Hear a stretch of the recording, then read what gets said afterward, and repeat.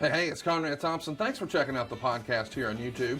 Be sure to hit the subscribe button and the notifications bell. You'll get a notice anytime we upload some new content. And when I'm not asking Bruce, hey, how big was Batista's? Well, you know. One of the things I like to do is help people save money. And if you're watching this video right now and you're in a 30-year loan, man, you're overpaying your single biggest bill and you may not even realize it. I want you to do a little experiment for me. Take your calculator out, multiply your monthly house payment by 360 payments. That's how many payments there are on a 30-year loan. That big scary number, that's your total of payments. You're looking at that number? You know you can do better. Keep more of your own money right now and go to savewithconrad.com. Or maybe you've got credit card debt. Man, it's not a matter of if I can save you money with that. Your average interest rate on a credit card is more than 20%. And by the way, all the interest you pay on those credit cards, it's not tax deductible. Whereas the mortgage interest, well, that is tax deductible. So if you owe this debt, it's up to you how to pay it back. Doesn't it make sense to get the cheapest rate possible and the greatest tax deduction possible? Find out how much money you can save right now for free at savewithconrad.com. You don't need perfect credit. Even scores in the 500s can be approved, and it's no cost out of pocket. But maybe best of all, we're licensed in more than 40 states. We can help more families than ever before. But how much can we save you? Find out right now for free with a quick quote from savewithconrad.com. What happened when? WHW Monday. And now, let's go to the ring. And here's your co-host. Hey, it's Conrad Thompson. Hey, it's Conrad Thompson, and you're listening to What Happened When? With the voice of your childhood, Tony Schiavone. Tony, what's going on, man? How are you? Well, Conrad, I'm doing fine. Thank you for asking. I'm so glad we are into another month, and hopefully, and I know March, and I don't just want to sit here and talk about the weather like a bunch of old fucks, but oh God, hopefully this cold weather is behind us because I've had enough of it, and I grew up in this stuff, but I've had enough of it, man. Warm weather for me. And thank God that AEW is going to be going to Florida coming up and a couple of times, and Texas and South Carolina in the month of March, and then moving on after that. But I'm tired of cold weather, buddy. Tired of it. Jones. I get it. Yeah. You know, I can't imagine that any of our listeners were hoping that when they clicked play on this podcast, it was an old guy complaining about the fucking weather. But here we are, another edition of What Happened When. And today, Tony, we're kicking it old school. We're going to be talking about SuperBrawl 2. Boy, this is like peak fandom for me, man. I was just absolutely wrestling obsessed for all of 89, 90, 91, and most of 92. But Sting and Lex Luger, golly, come on, get you some of that.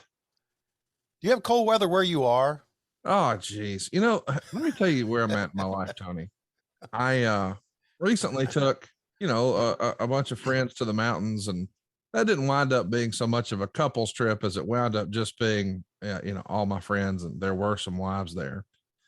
So I thought, you know what, I gotta do something special for the wife. So I woke up in another county this morning and zipped over here to make sure we were on time for our 8 a.m. recording session. And when I sit down and I got my notes ready and I got my prep ready and I got our commercials ready, I click record and you're over here talking about the weather. It affects us all. No, that's right. That's a common bond. I never even considered what the weather was today. I guess it's cold, but it didn't cross my mind. Because I got shit to do. I'm a grown man. Shit has to get done. So when I'm worried about the weather, just take me out back and shoot me in the fucking head. I'm okay. No, I mean, listen. And listen, when you get older, it has something, I don't know. It hurts your joints. Your arthritis is active. Yeah, I don't know. It's just my left knee says it's gonna rain. One of those deals. Nobody cares, Tony. We're trying to entertain people. Okay, so let's talk about SuperBrawl 2 because I can't wait. Sting and Lex Luger, Ricky the Dragon Steamboat, and Ravishing Rick Rude. That's got my attention already. The best match, though, and I can't wait to watch it. Jushin Liger versus Brian Pillman we normally talk over matches. We ain't talking over that one. We're just going to be deep into it. And it's a throwback, but you know what? It's time for a little throwback because we got a shill. The way you use the internet has changed dramatically over the last decade, but security tools have mostly stayed the same. Aura provides complete digital security to help protect your online accounts, finances, devices, and more, all in one easy-to-use app. Now, I'll tell you, Tony, wrestling has changed a lot, and I think it has finally caught up to what Jushin Liger and Brian Pillman were doing here 30 years ago. But maybe your internet security hasn't caught up. Aura is here to help us out. Aura provides digital security protection to keep your online finances, personal information, and tech safe from online threats. It really is all-in-one protection from identity theft, financial fraud, malware, scam sites, and so much more. With Aura, you'll get alerted to fraud and threats fast. Like if your online accounts or passwords were leaked online, or even if someone tried to open a bank account in your name. Aura is also easy to set up. All their plans come with $1 million in identity theft insurance to help you recover your stolen funds. And you know they've got an experienced US-based customer support team that's got your back. Aura is a new type of security service that protects all of your online information and devices with one simple subscription. With an easy online dashboard and alerts sent straight to your phone, Aura keeps you in control and guides you through solving any issues. And I think we've got a special offer right now, right, Tony? For a limited time, right, Conrad. For a limited time, Aura is offering our listeners of What Happened When a 30-day free trial when you visit aura.com/WHW. Go to aura.com/WHW to get complete protection, huge savings, and a 30-day free trial. That's AURA.com/WHW. Aura, the new standard in digital security. Did you have Aura running on your machine when you were at AEW this past week? I didn't bring my machine with me. Well, I was just wondering because I felt like we talked about you saying seahorse, and I didn't hear seahorse not one time. And so I just didn't know, like, man, is Aura blocking our fun from word to the day and shit like that? No. You just didn't say seahorse. Yeah, I forgot. I mean, did you? I don't remember that. What about clean off? He went clean off. I mean, come on. Did I say that? No, I need you to get clean off in this week. Can you get clean off in this week? You obviously didn't watch the. You obviously didn't watch very closely the Battle Royal. Oh, I got to go see it. I missed it.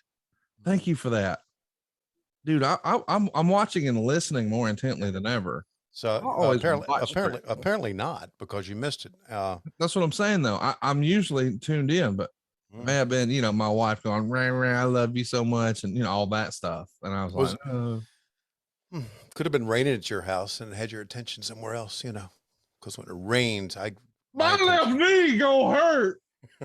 It's gonna rain.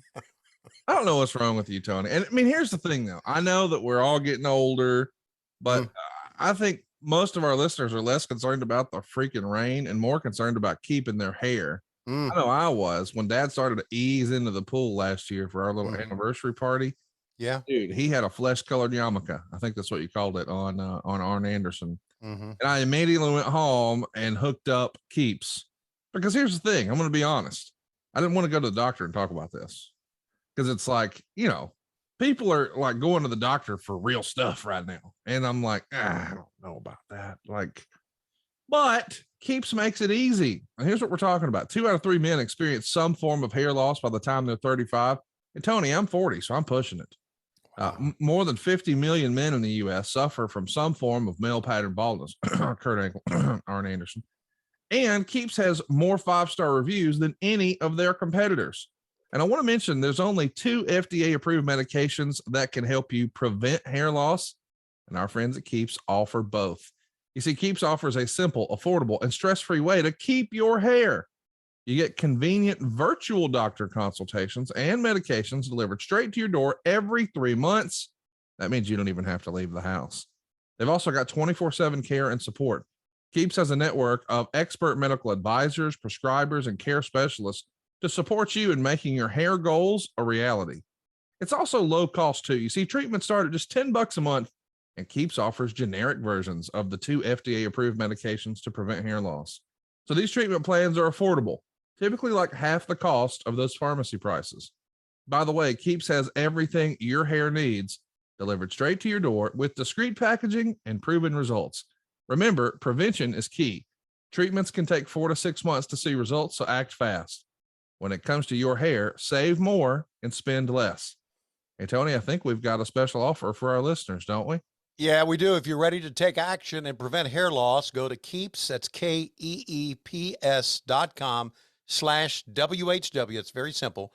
And you get your first month of treatment for free. That's Keeps, KEEPS.com/WHW to get your first month free. KEEPS.com/WHW. How about that, Tony? A little Keeps action. Yeah, man. Yep. Are we allowed to call bald people cue balls anymore? Or is that like, politically incorrect? Well, it's fine if you call, like, we'll say like Jay-Z Flair, Jay-Z Graham, whatever he's calling himself. The chicken champ is a cue ball, and everybody knows it. Yeah. So is Christopher Daniels, and so is the Blade. And Gimmick so attorney Mike Dawkins. Eddie Kingston. Kingston's my choice. I think Kingston can grow hair. Yeah, you're probably right. I think sometimes what he'll do is he'll just look right into the camera and close his eyes and grit his teeth and go, and he goes, bam, bam, and start spouting out. Yeah, that's bad. That's probably an Eddie Kingston move. I bet Kingston shit talks his hair. Probably so. You little fucker, you gonna did Taz. I don't know why Taz and Kingston became the same guy. By the way, I think you said not too long ago that you felt like, or maybe it was JR. One of you old fuckers said, hey, John Moxley is the closest thing to Stone Cold Steve Austin. I think it's Eddie Kingston, just based on promo. I'm not saying they work similarly or they look similarly, but just the promos, I feel like that's Kingston. Yeah. And you know what? I agree with that, because when Eddie Kingston talks, people listen, and people are really pop for what he says, which like what they used to do for Stone Cold. So I get that. I think Kingston, it's so cool to go back not that long ago when he answered Cody's open challenge, and the reaction from the crowd, was what it was. But now, man, he comes through the curtain and he gets a superstar reaction. Yes, he does. And he did that not based on, and I'm not disparaging Tony Khan here, I'm just saying not based on a booking committee. That was just fans identifying with, hey, that guy's real. Right. I like that guy. I don't think it had anything to do with storylines or scripted promos or it was just, he quote unquote got over on his own, and it's been something to see, man. And the reason he has is because of promos. Yeah. We talk about it all the time. Wrestlers have to be able to talk to be able to get over. You can't just go in the ring and work and get over. Now, Goldberg was a little bit different. Well, but that's booking. I mean, Goldberg was manufactured in a lab. This Eddie Kingston thing is organic. Yeah. And right. It's real. I mean, the reason Dusty worked back in the day is, my belly may be a little big, my honey may be a little big, but I'm bad. They know I'm bad, or all that bullshit. Like, it just came from the place where you're like, okay, this is real. That was Michael Hayes doing Dusty Rhodes, but yeah, that was real. Well, I didn't want to do the lisp. I think Cody doesn't like it when you do the lisp. Oh, really? I don't know. He never told me that, but I know he doesn't like Dusty impressions, but he'll put up with Bruce Pritchard's, I guess, because, well, he had to once when we did a European tour years ago. Yeah. Right. Anyway, I'm saying all that to say, I think that the thing with Kingston is it's just real, and that's what resonates. And by the way, getting older is real, and wanting to get over is real. I always want to get over. This year, it's time to get off the couch and get back into the bedroom. BlueChew can help. Guys, we know that confidence can take you far in life, and when you feel confident, you're at your best, especially when it comes time to step up to the plate. That's where BlueChew comes in. BlueChew is a unique online service that delivers the same active ingredients as Viagra and Cialis, but in chewable tablets and at a fraction of the cost. You can take these dudes anytime, day or night, so you can plan ahead or be ready whenever an opportunity arises. Now, the process is simple. You sign up at BlueChew.com, you consult with one of their licensed medical providers, and once you're approved, you'll receive your prescription within days. Now, here's the best part. It's all done online, baby. Baby. That means no visits to the doctor's office, no awkward conversations, and no waiting in line at the pharmacy. BlueChew tablets are made in the USA and prepared and shipped directly to your door, all in a discreet package. Hey, Tony, let me ask, when was the last time you woke up with morning wood? Like where you can swing that hammer? Wow, long time. I can't remember waking up with morning wood. But you remember doing it back in the day, like all the time, right? Right. Yes. See, that's why we need BlueChew. It's not necessarily for old fucks like Tony who know when it's going to rain. It's also for people who are looking to get over. They want that Kingston level push in the bedrooms. They don't want it to just be about talking that shit. You got to walk the walk and talk the talk. And I'll tell you what, women say there's nothing sexier than confidence. BlueChew can help give you confidence where it counts. Tony, tell them about our deal we've got for them. So, Conrad, if you out there, I'm talking to you, Conrad, but everybody else out there could benefit from extra confidence when it's time to perform, we can help. BlueChew can help. We've got a special deal for our listeners. Try BlueChew free when you use our promo code WHW at checkout. Just pay $5 shipping. That's BlueChew.com, promo code WHW to receive your first month free. Visit BlueChew.com for more details and important safety information. And we thank BlueChew for sponsoring What Happened When. So excited about today's show. SuperBrawl 2 is what we're doing. Fire it up if you haven't already. I had to just look for SuperBrawl. So what I always do, Tony, when I pull my peacock out, is I go to the top right-hand corner, get the little magnifying glass Jones, type in SuperBrawl. Then you want to look for season 2, because this is SuperBrawl 2. Maybe you can figure that out. But when you do that, we want you to drag it all the way to the back. 0:00 00:00, and then you're good to go. And it's a guarantee that we're going to be back here with you every single week watching some old wrestling. And unfortunately, it's also a guarantee that you're going to die, my friend. It's time to talk about life insurance. Listen, I know this is silly and it's not a priority in your life because you're probably my age and you're like 40 something and you think, shit, I don't need life insurance. I'm good to go. Yeah, you do. Imagine what would happen to your family if they lost your income tomorrow. That actually happened with two of my friends in their 40s in the last year and a half. Now, I don't even want to imagine what their life would have been like had they not had life insurance. Thankfully, they did. But the question is, A, do you have it? And B, do you have enough? And this is something a lot of us need to reconcile, because if you don't have enough to, say, pay off your house, where's your family going to live? If you don't have enough to replace your income for a few years while they get a plan together, or as my mom would say, while they get their shit together, that's right, my mama talks like I do too, what are you going to do? You need a little more life insurance. And so I'm recommending GoliathLife.com. They streamline the life insurance process, allowing you to get quotes for more than 20 carriers within minutes. You'll pick your terms and payments to fit your budget. And once you pick your price, you'll start the online application immediately. They'll even schedule the medical exam to come to you. Now, I've done this. They sent a lady to my office. She did the whole deal right there. I skipped all the phone calls. I skipped all the paperwork. There was no crazy invasive conversation. We were good to go. Goliath Life made buying life insurance simple. There's no hidden fees, no upsells, no hassles, hell, not even a phone call. GoliathLife.com is life insurance in your hands on your time. So get multiple quick quotes right now from the comfort of your own home and begin your application in a few easy clicks right now at GoliathLife.com. And let me just remind you, if you're driving a car, you got insurance and you may never need it. If you're going to the doctor, you've got insurance and you don't even know if you're going to get sick or if you're going to need, buddy, it's a guarantee you're going to need life insurance, and you don't need it. Your family needs it. So if you're the provider of your family, you need to provide some coverage. GoliathLife.com is what I picked, and I recommend you take a look. Tony Schiavone here to tell you about the greatest value in the history of our great sport. AdFreeShows.com. Get every episode of What Happened When and all of Conrad's other podcasts early, ad-free, and on video for as low as $9 a month. That's the price of a Starbucks coffee for hundreds of hours of video and audio content each month. That's not all. AdFreeShows.com is home to exclusive bonus content, like interactive events where you get to ask me anything during our Ask Tony live events. And if you're a Top Guy member, we got to hang out for the entire weekend in Chicago at Top Guy Weekend recently. Did I mention there's also happy hour every other Sunday with my dear, good, close personal friend, Rebel?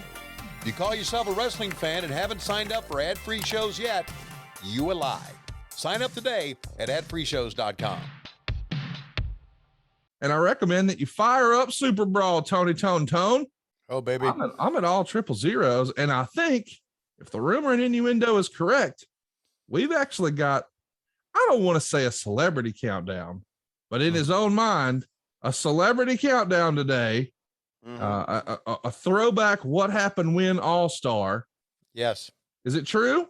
Yeah, it's true.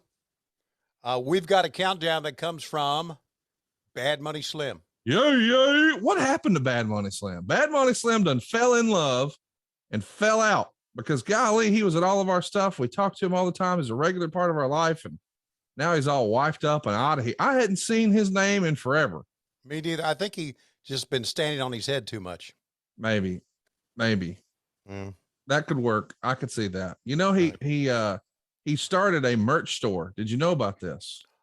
Oh, do I ever? So did you get swagged out with a whole bunch of shirts? Did I ever? Yeah. By the way, if God was a villain, he'd be Bad Money Slim, according to Mr. Slim. I don't even know what that means. I think it's a line from like a terrible Arnold Schwarzenegger movie, but here's what I know. Bad Money Slim is cooler than the other side of the pillow, and he's got swagger for days if you can walk around with hair like that and dress like that. And man, he was a big part of our show for a long time. And then, man, he just fell off in one and forgot about us. And I'm glad he's back, baby. So let's do a little countdown with Bad Money Slim, and then we'll let the good times roll on SuperBrawl 2. Here we go. This from Bad Money Slim. Does Bad Money Slim only have social media and to play clips of what happened when? Because I think that's it. What have we created on the show? You did it. Yeah, me. Right.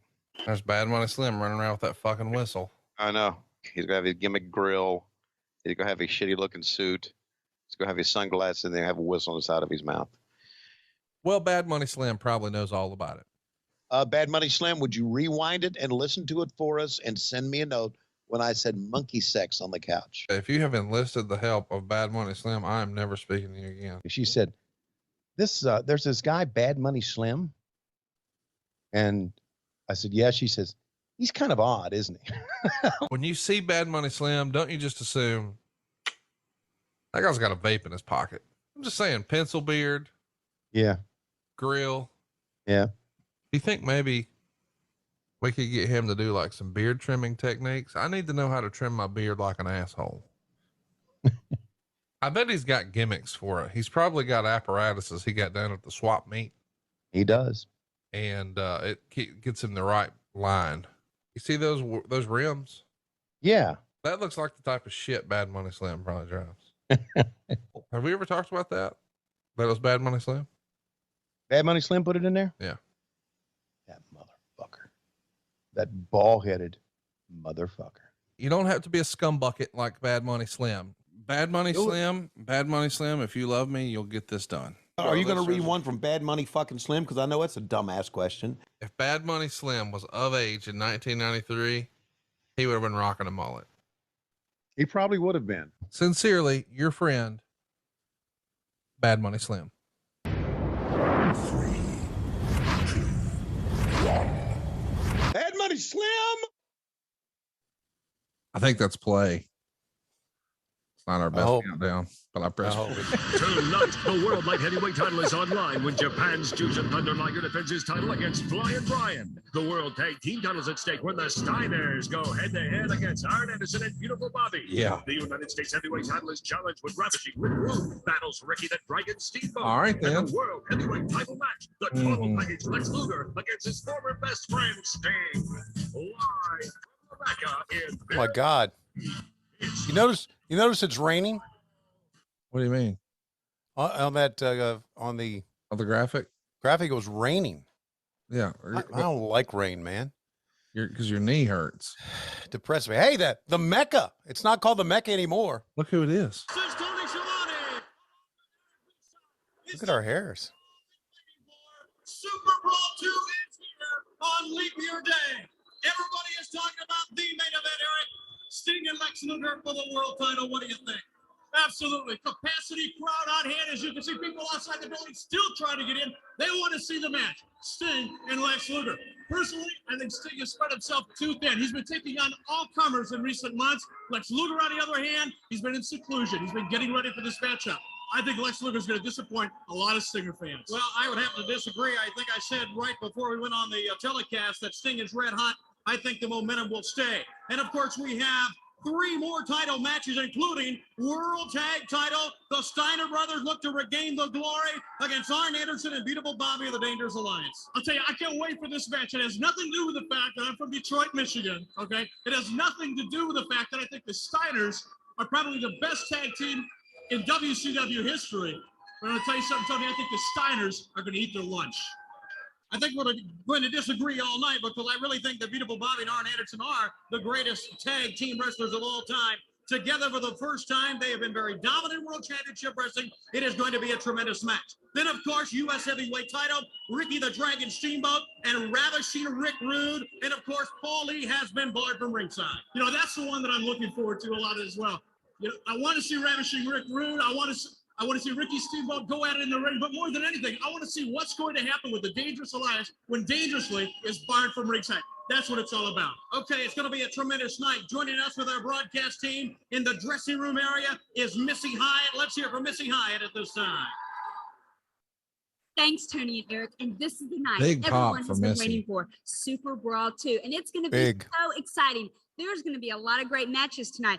But the most exciting part is going to be me, Missy Hyatt, because I'm going to be backstage getting interviews as only I can get. I'm going to try to get an interview with the world's heavyweight champion, Lex Luger, and also Ricky the Dragon Steamboat. So don't forget, the matches are going to be great, but I'm going to be backstage again. Now, let's go back to Tony and Eric. Okay, Missy. Missy will be with us throughout the night. As you can tell, the fans are pumped up.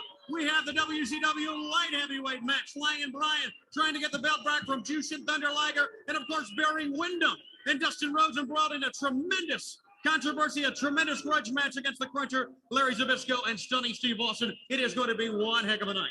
And it is, of course, Barry Windham and Dustin Rhodes looking for revenge. Man, this is it.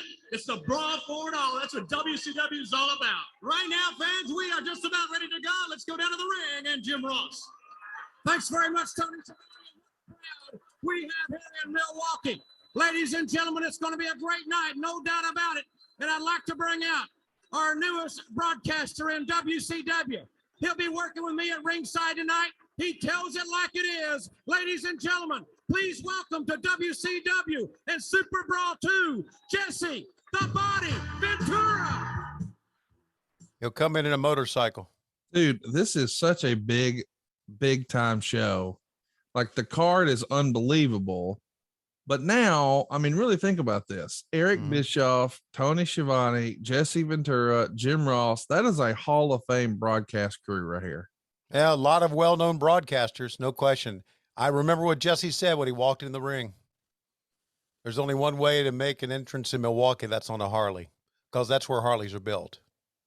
Let's see what he says here. Let's track it. Something like that.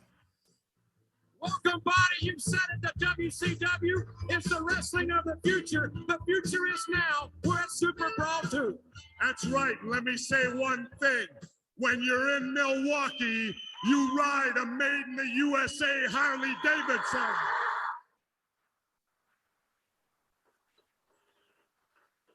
Big pop for that. Back, Jim Ross. WCW is what's happening, and that's why Jesse the Body Ventura, after almost 2 long years, is back in wrestling, and I can't think of a better place than right here in Crusher Country.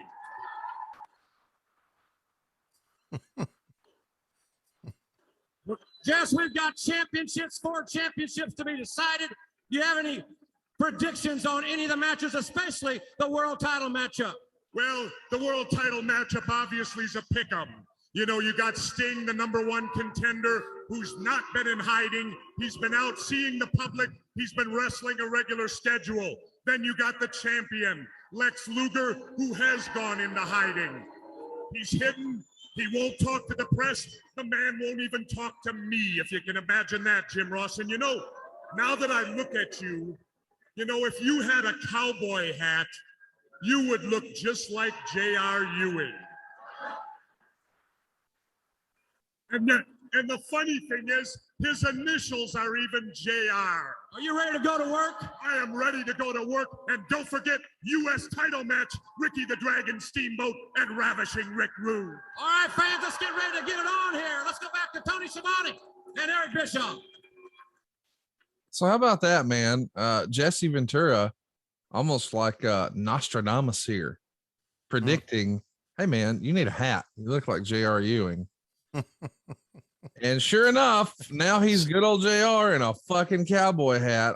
I can't help but wonder, since this is Jesse's return, do you reckon Vince McMahon was watching this on pay-per-view at Howard Finkel's house? Could have been. I don't know if he was watching Howard Finkel's house, because I watched a lot of events in '89 at Howard's house. Yeah. And Vince never showed up at any of those. He may have had in later years. I don't know, but there's a good chance that he saw that, and that became of it. And that's what became of it. I do remember it snowed that day. Oh, here in Milwaukee? Yeah. Yeah, of course. You remember all the fucking weather. Guys, you don't have to do a watch along with it. I understand that a lot of our listeners just, listen in their car or on their headphones or whatever. I get it. Yeah. But no matter what you do, please, for goodness sake, go out of your way to watch this match. The opening match here at SuperBrawl 2. Brian Pillman is in the ring. Look how loose that top rope is. Yeah. I certainly hope this match stands the test of time. It will. Let's track the entrance here. And the introduction of the champion. And ladies and gentlemen, his opponent, he hails from Tokyo, Japan. He weighs 212 pounds. And he is the light heavyweight champion of the world, Jushin.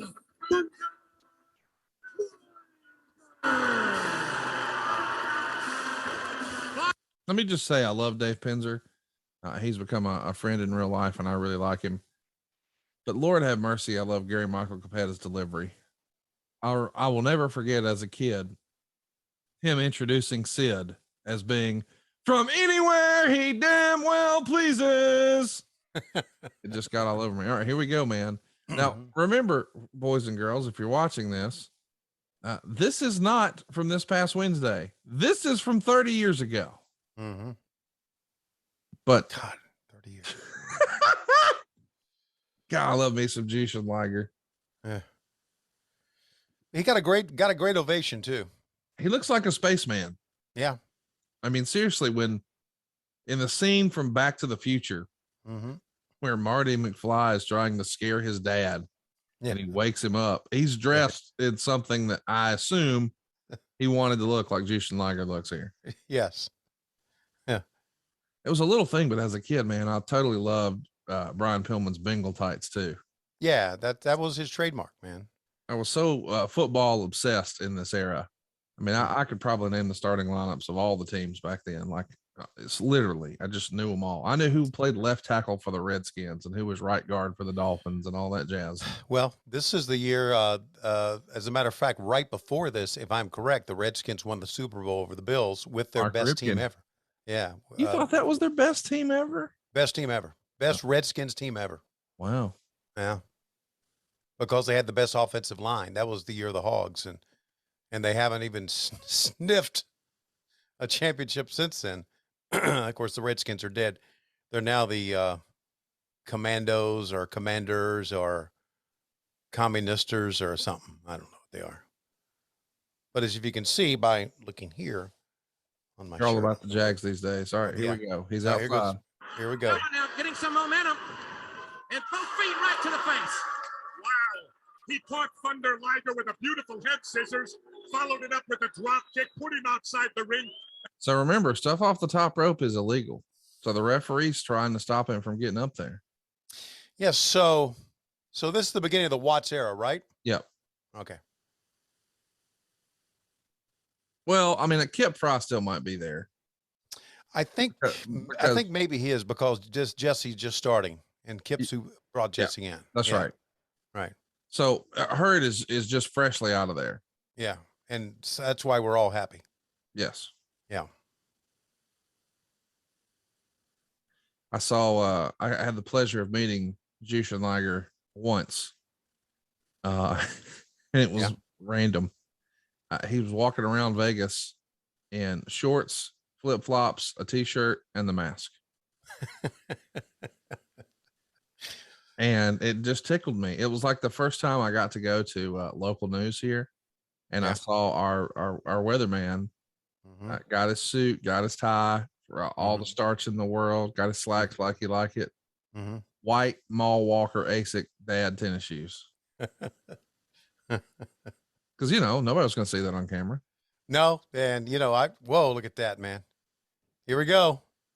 Here we freaking go. It's like a hidden summer fake in basketball. Wow. That's he didn't do a dive and got a big reaction. Did you see that? Yeah, that stuff was ahead of its time.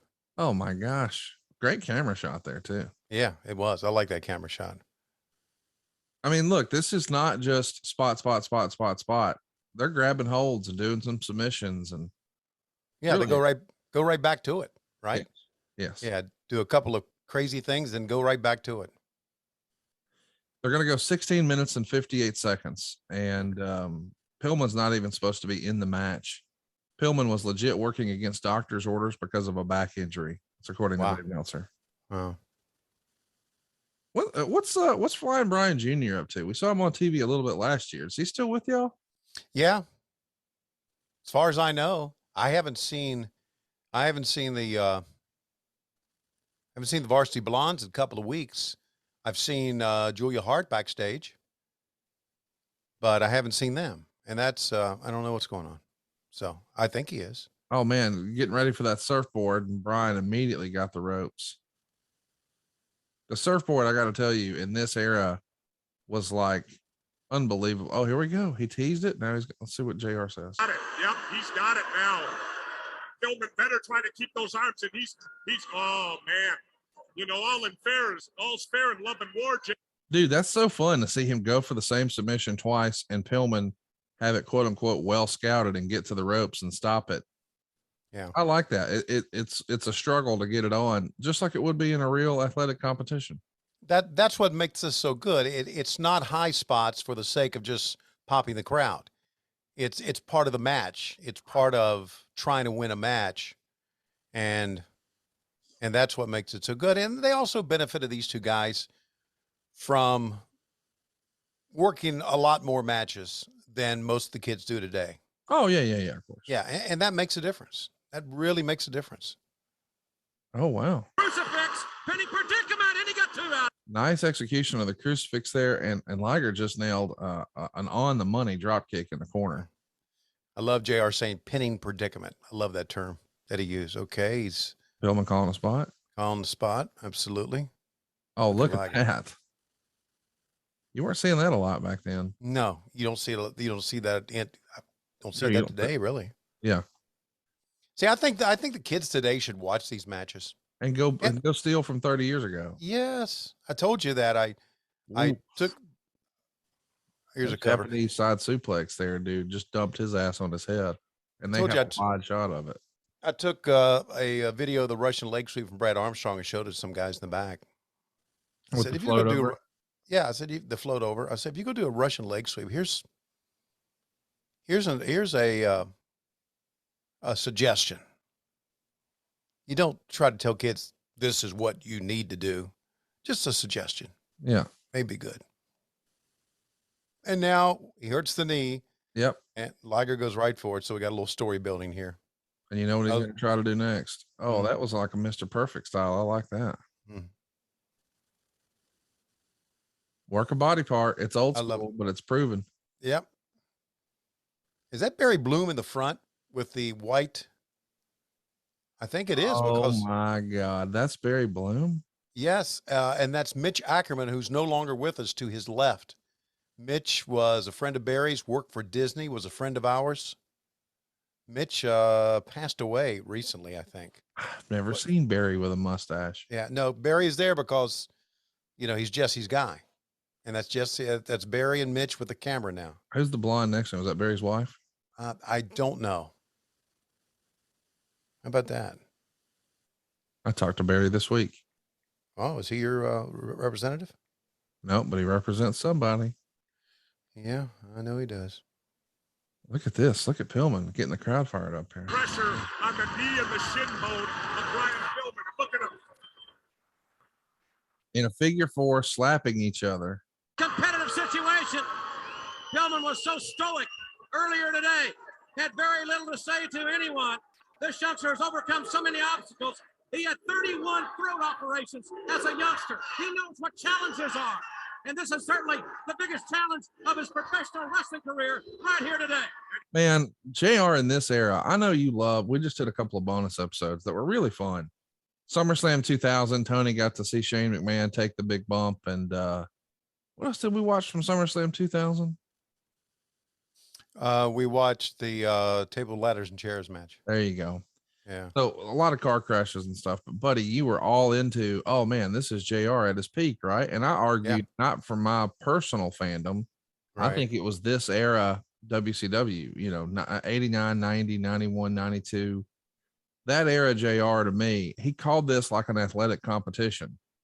And you know, don't get me wrong, I still love his sports entertainment stuff that he did with Vince and Black Cat JR and all that jazz, but this era is like my favorite of Jim's. Yeah. Yeah, he was great. He was great. He was great in every situation. He's great today. He's not the same. None of us are. But he is still great. Back to the knee once again, man. Boy, Mitch Ackerman snapping his ass off with those pictures. By the way, once we get out of this match, I'll give you the information on Mitch Ackerman because he was pretty famous TV producer. Jimmy Suzuki with a camera down at the ringside area. Look at that. Nice Zaguri there. How about that? Famous by Antonio Inoki for the fans that follow Japanese wrestling, and that was a big-time counter by Pillman. But Pillman's leg is still taken away from him. That's the key. If you can get a leg off him, he can't stand up. Flyin Brian, what a counter! Countered into the hip scissor. And now Pillman. Here we go, dude. And now Liger right above us.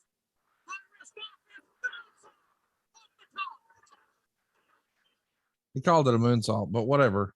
Yeah. I mean, nobody knew what any of this shit was called 30 years ago. No.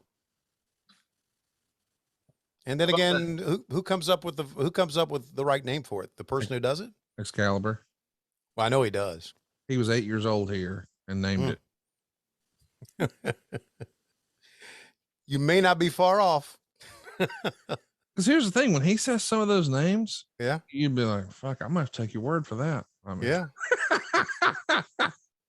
We're gonna call it what Excalibur says, I guess. I don't fucking know. You know what? I told you a story about him calling a move that I had heard called something else. He said a Spanish name for it. Yeah. You know? And I asked him afterwards, I said, what you called that something, but that's not what we call it usually. He said, well, we had two Hispanic wrestlers. I thought I should use the Spanish version of it. Oh, and I went, this, dude. I went, shut up. What's he gonna do? He suplexes it. Oh, Dude, a suplex from the inside of the ring to the outside. Mm-hmm. That's a big spot. Not a lot of people are saying, look at the crowd. Mm-hmm. Yeah, so this is pre-Watts because going over the top rope would have been, Yeah. oh man, here we go. I remember this like it was yesterday. Flyin Brian now on the top turnbuckle, and he dives on Liger. So what a big time. I mean, it's just a flying crossbody off the top to the floor, but just was not the way you described that move 30 years ago. That was the high spot. And man, look how tall that damn cameraman is. Yeah, that's Tim Smith. How There's tall Jackie. is he? Oh, Tim was a big guy, and I guess still is, but Tim's a Florida Gator, which unfortunately means he's probably stupid, but he's was a good cameraman. I wonder who's got those ring skirts. I need a ring skirt like that. I love those colors. Oh, here we go.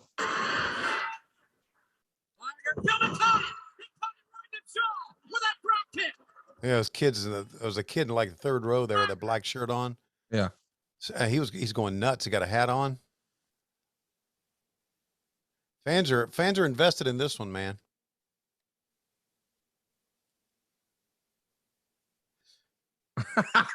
I love that spot, dude. The double drop kick. Flyin Brian climbs up top, planning to do a missile drop kick. Would have been phenomenal. Liger knew what was coming, throws a drop kick on his own. Both miss, both crash and burn. Double down, Pat Patterson special. Mm-hmm. Both doing a lot of selling before they get back up. Offense is like in the NFL. Nah, I love that, dude. The old leg lariat gimmick, but they both do it at the same time. Another double down. I wonder who the agent for something like this was, or do these guys just do it on their own? It's hard for me to say. Foley's in the back. Okay. And then we'll have you fucking goof with the horns. You do me a favor. Stay in the ring. Will you just stay in the goddamn ring? Why don't you guys grab a fucking arm bar?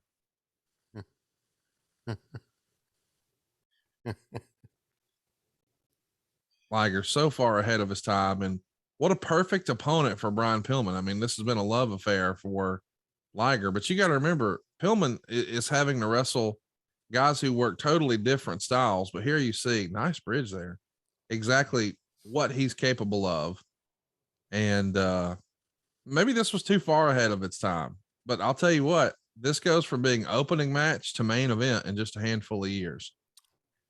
Like the Bret Harts and the Shawn Michaels, and they would help bring this style of a match to the fore. Is he going to a top rope suplex? Here we go. Suplex. He's going for a suplex off the top. Counter. What a beautiful counter move. God, those people are just.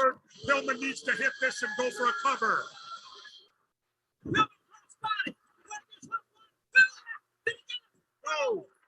Did you hear the crowd pop for that? So awesome. You know, one thing I realized, because this was so ahead of its time, and if you flash forward now to what we're doing now, there's no way to go back. No. The only thing you can do is do something more spectacular, which is what kids are trying to do now. That's all you could do. But see, that move would still work. The powerbomb pinning combination would work. But getting on the top rope and doing a flying cross body 3 or 4 times in a match, the kids would not do that these days. Yes, no. Oh man, what the hell was that? That was like a Styles Clash into a roll up. Wow. It wasn't pretty, but here's the thing. It looked like they were trying to pin each other. That's right. And so it's okay if it's not pretty, if it looks like it's a struggle to win the match. DDT. Nice.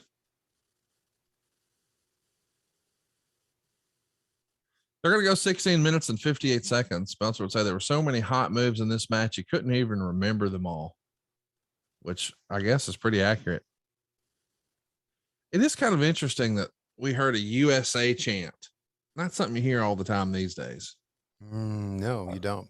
We heard a USA chant where just automatically, if you're not from America, you're the heel here. Yeah. Oh, how about that crash and burn here? So we've got 3 double downs now.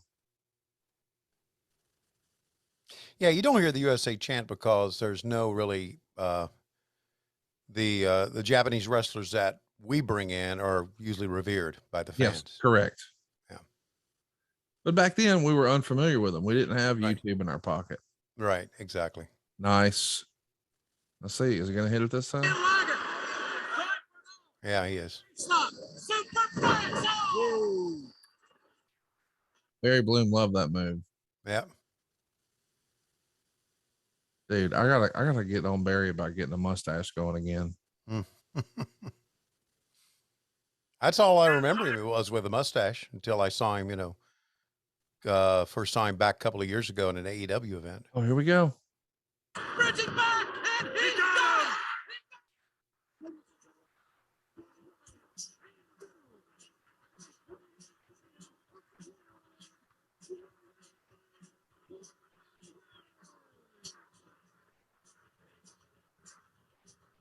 Man, how fun was that match, dude? Look at everybody. Everybody's so excited, and that belt looks like, oh, I like that little show of sportsmanship. A big hug, raise each other's arm. They know they tore it up. Yep. That belt is clearly the inspiration for the WCW TV title in the next generation. Right. How about these replays though? Let's track them. Liger going up and crunching Brian Pillman with a flip out all the way to the cement floor. Here's Pillman returning the favor back on Jushin Thunder Liger earlier in the match. Beautiful cross body block again out to the floor. Brian was able to capitalize on one fatal mistake that Liger made. Great victory for Flyin Brian. And Jess, here's exactly how it all transpired at the end. There you see Pillman moving out of the way. Liger driving headfirst into the canvas. Pillman coming up, hooking the shoulders, turning him over, rolling back into a cradle. Nowhere for Jushin Thunder Liger to go. We've got a new. Dude, so cool to see. Go out of your way to watch it. The action's going to be right back at you. But Meltzer gave it 4 3/4 stars. Wow. Liger handed Pillman the belt, and both guys hugged after the match to a huge ovation, and the crowd heavily cheered both men when they left the ring. Pretty awesome match here, man. And coming up next, something totally different. Marcus Alexander Bagwell and Terrence Taylor. Meltzer would say Taylor was wearing a Ted DiBiase hand-me-down outfit. You had to pity these guys because there's no way to follow the previous match. Mm-hmm. I can't believe this is what's written here. Taylor carried Bagwell completely. Bagwell looked really gay, if that's the correct adjective, in that white outfit that was 3 sizes too small, which is why the crowd booed him. Bagwell got lost going into the rolling reverse cradle, and the pin was heavily booed, and the place cheered when Taylor hit him with the 5-arm after the match. I'll listen to this promo. Women like Missy Hyatt, you'll make more money than you've ever made. You'll have everything you want, and you'll be a success. I was going to teach you how to be a winner. Now I'm going to teach you how to be a loser. Ooh, now let's go back to the arena. Ladies and gentlemen. It is a hand-me-down outfit. Missy played her part quite well. And it was so underrated. And I don't know why it's become like a cool thing to dunk on Missy, because in real life, she's super. Oh, wow. University, please welcome Barry Abrams. And thank you very much. This is indeed an honor. And ladies and gentlemen, this match is scheduled for one fall with a 20-minute time limit. Introducing first from Marietta, Georgia, weighing 230 pounds, Marcus Alexander Bagwell. we got a Syracuse slapdick wannabe wrestling announcer from the Syracuse Broadcasting School. What the flying fuck are we doing? In Milwaukee, nonetheless. How about basketball shorts, shoes, socks, and then a tuxedo jacket with tails? Look at that pompadour that Bagwell's sporting. Yeah. Golly, that hair. You know, Vince McMahon had to love him and think, well, this is a matinee idol. Well, he looked like one, didn't he? God damn, I could see money in him. No, you know, back to what we were talking about, Missy, her first on camera that she did, no cue cards, didn't stumble, played the part perfectly. I agree. Missy was very, very underrated as an interviewer. She played the exact part that we wanted her to play, right? A beautiful blonde fan who just loved being around wrestlers.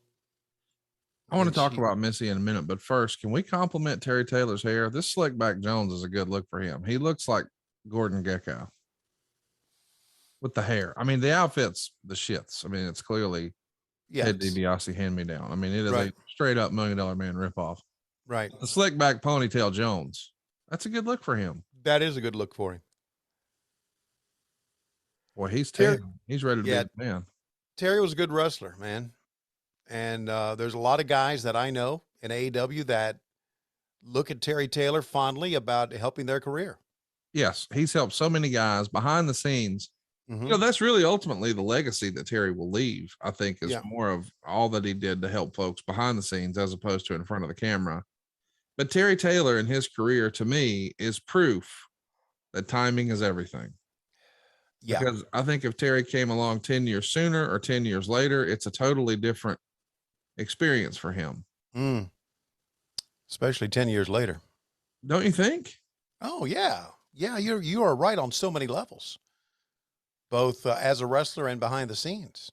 You know, he wasn't massive, so he wasn't going to necessarily be the choice of the day of a Vince McMahon type who wanted everybody to look like the Ultimate Warrior or Hulk Hogan. Right. But he also tried to wrestle. I shouldn't say he tried to wrestle like Ric Flair, but he had that. I don't know. Maybe this is the wrong phrase, but he really cared about the in-ring performance. And that was happening at a time where that was really not paramount. It was, you need to look like the Road Warriors and just crush motherfuckers. And that's how you make a bunch of money in the business. Right. But then you fast forward and man, it became about the Bretts and the Shawns and the Owens. And I just think by then, he was on the downhill. But if 10 years later, like you said, dude, it could have been a totally different thing. Yeah. I agree with all that you're saying about Terry. And I have a lot of respect for guys who had success in the business, not necessarily main eventers, right, but had success in the business and who have continued in the business trying to teach others yes, to get better. I have a lot of respect for that. Us, as we know them now as coaches or guys who, let's say, have their own schools, right? Yeah. Lance Storm, right? And obviously Dean Malenko and Billy Gunn. And I know I'm going to miss some here. Christopher Daniels. And the guy who I think is the best coach I've ever worked with, and that is Sanjay. Wow, look at that. High praise for Sanjay. You didn't even know Sanjay a year ago, but you're putting him over pretty strong here. Yeah, I've watched him in action. He is so organized and so professional. Plus, son of a gun walks around backstage with a coat and tie on. Yeah, man. He's still got a little WWE professionalism in him. Yes, he does. So Dustin Rhodes, another coach. Serena Deeb's a coach. We got some good people. Dean Malenko's a great one. So did you let's talk about Missy. Go ahead. I don't mean to cut you off. I was saying, by the way, Dean hasn't been with us for a couple of weeks. I think he is kind of recover from, I don't know, a surgery, illness, something. He's got some medical stuff going on. Some medical stuff going on, but he's going to be coming back soon. We really miss him.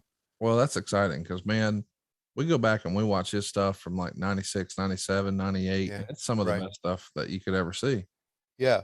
By the way, and I'm going to show this if you're watching with us on camera, because I think I threw it away. You're going to get pissed off if I threw it away. But it was just a cardboard part of Micro Brawlers. I think it was Micro Brawlers. Not Micro Brawlers. And I showed it to Chris Jericho. It was the cardboard part of Grip and Flip Wrestlers. And I don't know if you can make it out. Get a little closer. Okay. Okay. Let me see. Why would I be upset you threw away cardboard? Well, because it said, there you go. Oh yeah, there you go. Dean Malenko and Sid Vicious. No, Chris Jericho. Oh, okay. Okay. And you could take these Grip and Flip Wrestlers and do something with them. And it says on here, Chris Jericho, nicknamed Lionheart for his flowing blonde mane and his brazen ring tactics, brings an uncanny combination of toughness and quickness to the world of WCW. He's made his mark by capturing the WCW Cruiserweight Championship. Jericho's main opponent for the belt has been Dean Malenko, known as the Man of 1,000 Holds. This master of the submission arts is capable of competing with the best in the sport, has to offer. For every move, Malenko has a counter. For every attack, he has a defense. And for every pinning combination, he has an escape. These incredibly acrobatic warriors are bitter enemies who will use all their abilities to flip, kick, suplex, and slam each other only until one is left standing. Now you can act out their famous matches and mimic their wrestling moves with these incredible magnetic body slammers.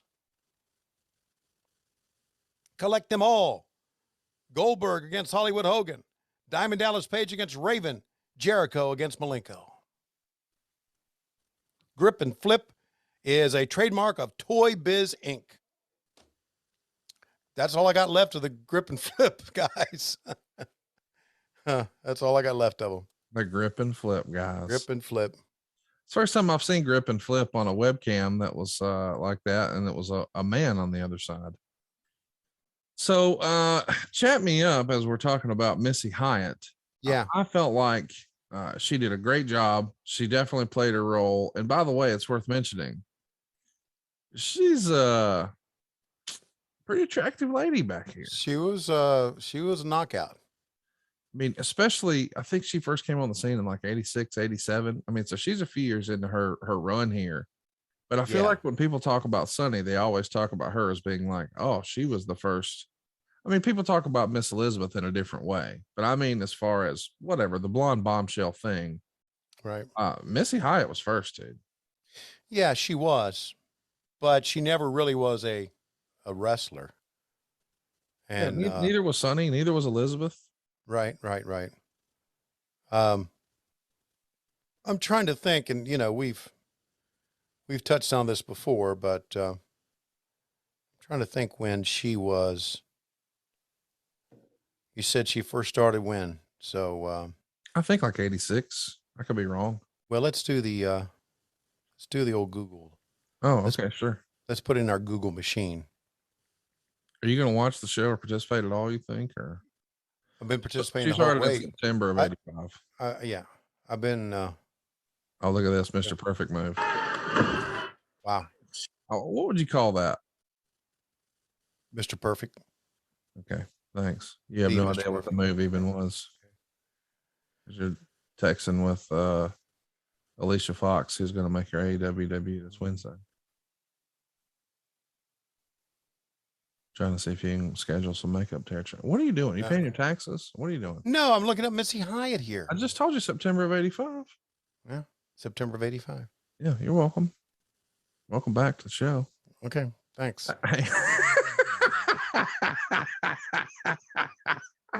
What are we doing here? We're talking about Vince McMahon wrestling a match. Oh yeah, At WrestleMania. It's happening this year. He's 76 years old. Who's he going to wrestle? Dave Meltzer has just reported. Dave Meltzer. He's going to wrestle Dave Meltzer. He's going to wrestle Pat McAfee. Yeah, he was just on Pat McAfee's. Wasn't he on his podcast or something like that? I think he's going to be on. They announced on SmackDown that he was going to be on Pat McAfee's show this Thursday at noon Eastern. Oh well, First live interview since Stone Cold in 2014. I won't listen to that. He's 76. Last had a match at WrestleMania 26 in 2010. He lost to Bret Hart in a no holds barred match.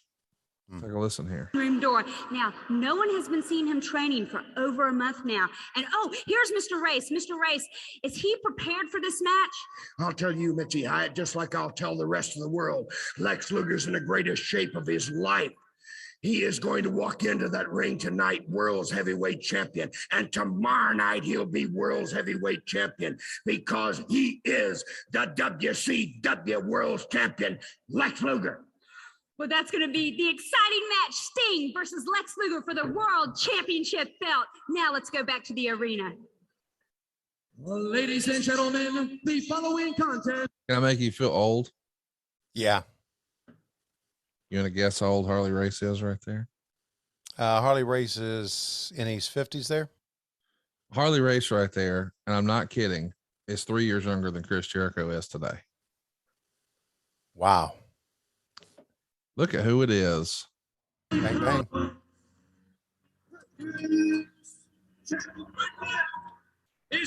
So Cactus Jack, this is his second run in WCW.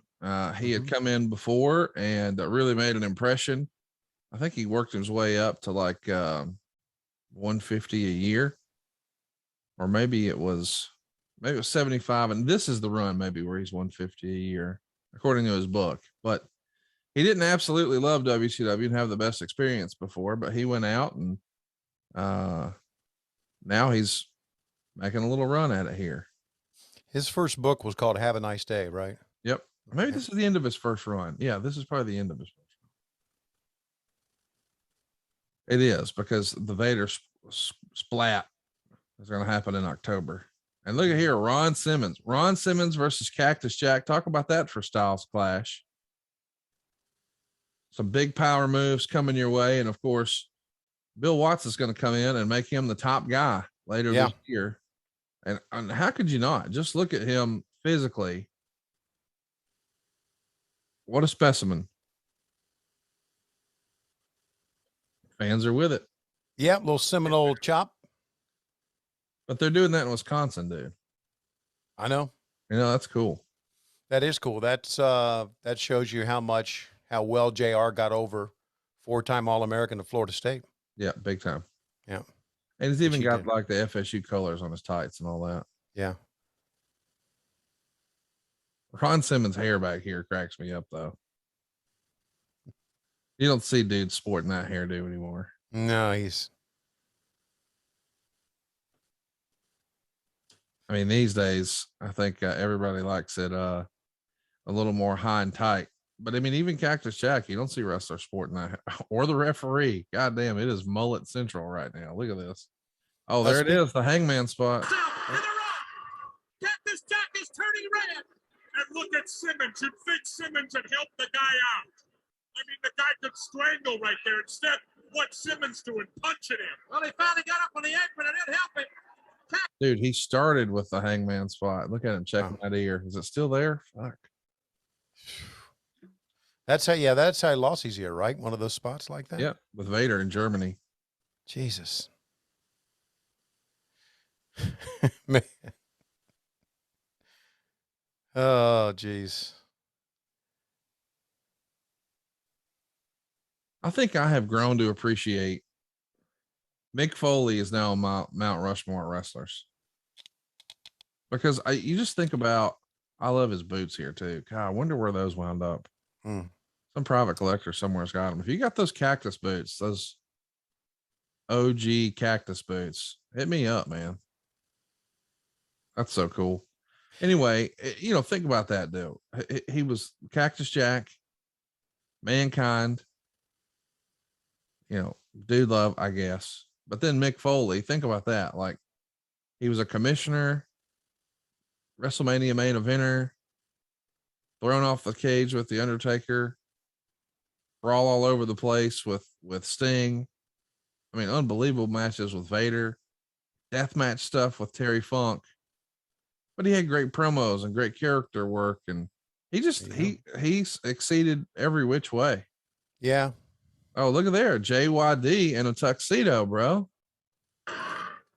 What's JYD seating people? He looks like a waiter out there in that white tuxedo. Sir, modified DDT. JYD here, watching all the action. Well, just a little tease, I guess. Yeah. When did Bill Watts come in? Do you have the date? Do you know the date? Have to Google it when Bill Watts started? I'll Google it. Okay. I want to get the right thing, because obviously JYD was big into Bill Watts's plans. I mean, I know it's sometime in 92, and I know he left in 93, but I don't remember exactly when. When did Bill Watts start? I think he left in late 93 or. Anyway, keep talking, Tony. All right. Well, no, I can't Google things and talk, Tony. Okay. So I was wondering, we were talking about haircuts. What do you think of my mullet? Oh, I mean, I think you've had a beautiful one for a long time. So Watt's first pay-per-view was May 17th. So between now and May 17th, I guess. Wow. So he's coming in very soon. That's why we see so March, JYD. April, May. Yeah, in the next few months. Yes, exactly right. Oh, and he hit him with it. Wow. Can you imagine what we've just seen? And it's not a finish. I mean, we just saw Cactus Jack climb up to the top rope. Ron Simmons is laying prone on the mats around the ring, and Cactus hits him with a flying elbow off the top rope to the freaking floor. I know. Again, ahead of his time, and this is why he was so over. Yeah, he's one of my favorites now, dude. I don't think at the time I could really appreciate everything that we were seeing, but now that you look back at the body of work, he's got to be right up there. Another guy I feel that way about, though, is Bobby Heenan. Bobby Heenan just excelled at everything. Great commentator, great manager. He was fantastic. Paul Heyman, another guy just like that, just did great at everything, Including eating at buffets. I'm sorry for being so complimentary. Let's just shit on people. No, I don't want to shit on people. I didn't shit on him. It's just some things you can tell. Are you excited that Vince McMahon might be doing a WrestleMania program with Pat McAfee? No. Hey, nobody's listening to this. Just me and you talking. What's Tony Khan's big historic announcement? I don't know. Oh, come on, Tony. I don't know. Why are you playing this like a fucking? I don't know. I really don't know. I text Tony. Last text I sent Tony was, "Congratulations on the number on Wednesday." Yep. And he said, "Thank you very much, buddy." And that's it. I don't get involved in that stuff, Conrad. I really, really don't. So if you are here listening to our podcast thinking that you're going to learn some inside stuff about AEW, you're not. Oh, we know you're not going to give us anything. We know. Well, because I purposely stay away from it. I think you do better like that. I think if you are a backstage guy and the only thing you want to know is the secrets and the dirt and what's happening next and blah, blah, blah, blah, blah, I don't think you're doing your job. I really don't. So that's my approach. Well, he said that the big announcement is not a talent, but it's something very important to the wrestling business. And a lot of my friends who aren't in the business, they're saying, it's just that AEW is going to have they're going to have some stuff streaming on HBO Max. It could be. I mean, that's what a lot of folks are saying is, it's streaming, it's HBO Max, which would be fucking cool. Great time, man. It's a great time to be a part of wrestling. I've said it so many times, but it is. It's just, I'm so fortunate to be sitting here talking to you. And that's hurtful. No, that's tacky. No. You should do better. No. I'm ashamed of you. No. Ron Simmons just beat Cactus Jack. How about that? So Cactus Jack climbed to the second rope, came off, and immediately Ron turned it into a power slam. That got it done. They went 6 minutes and 33 seconds. Meltzer gave it 2.5 stars. And here comes Abdullah. Yeah. Who's gonna hit who here?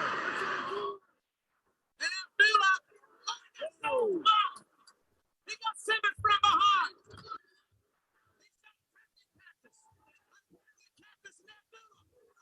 behind. Look at the wide shot. Here comes JYD down from the crowd.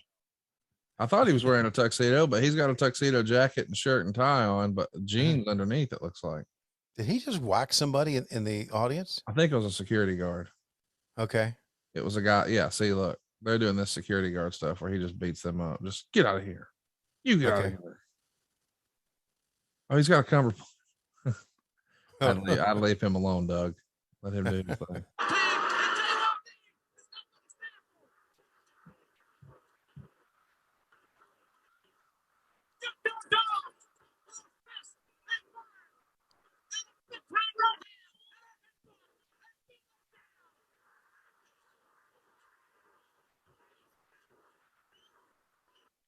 So Meltzer was right here.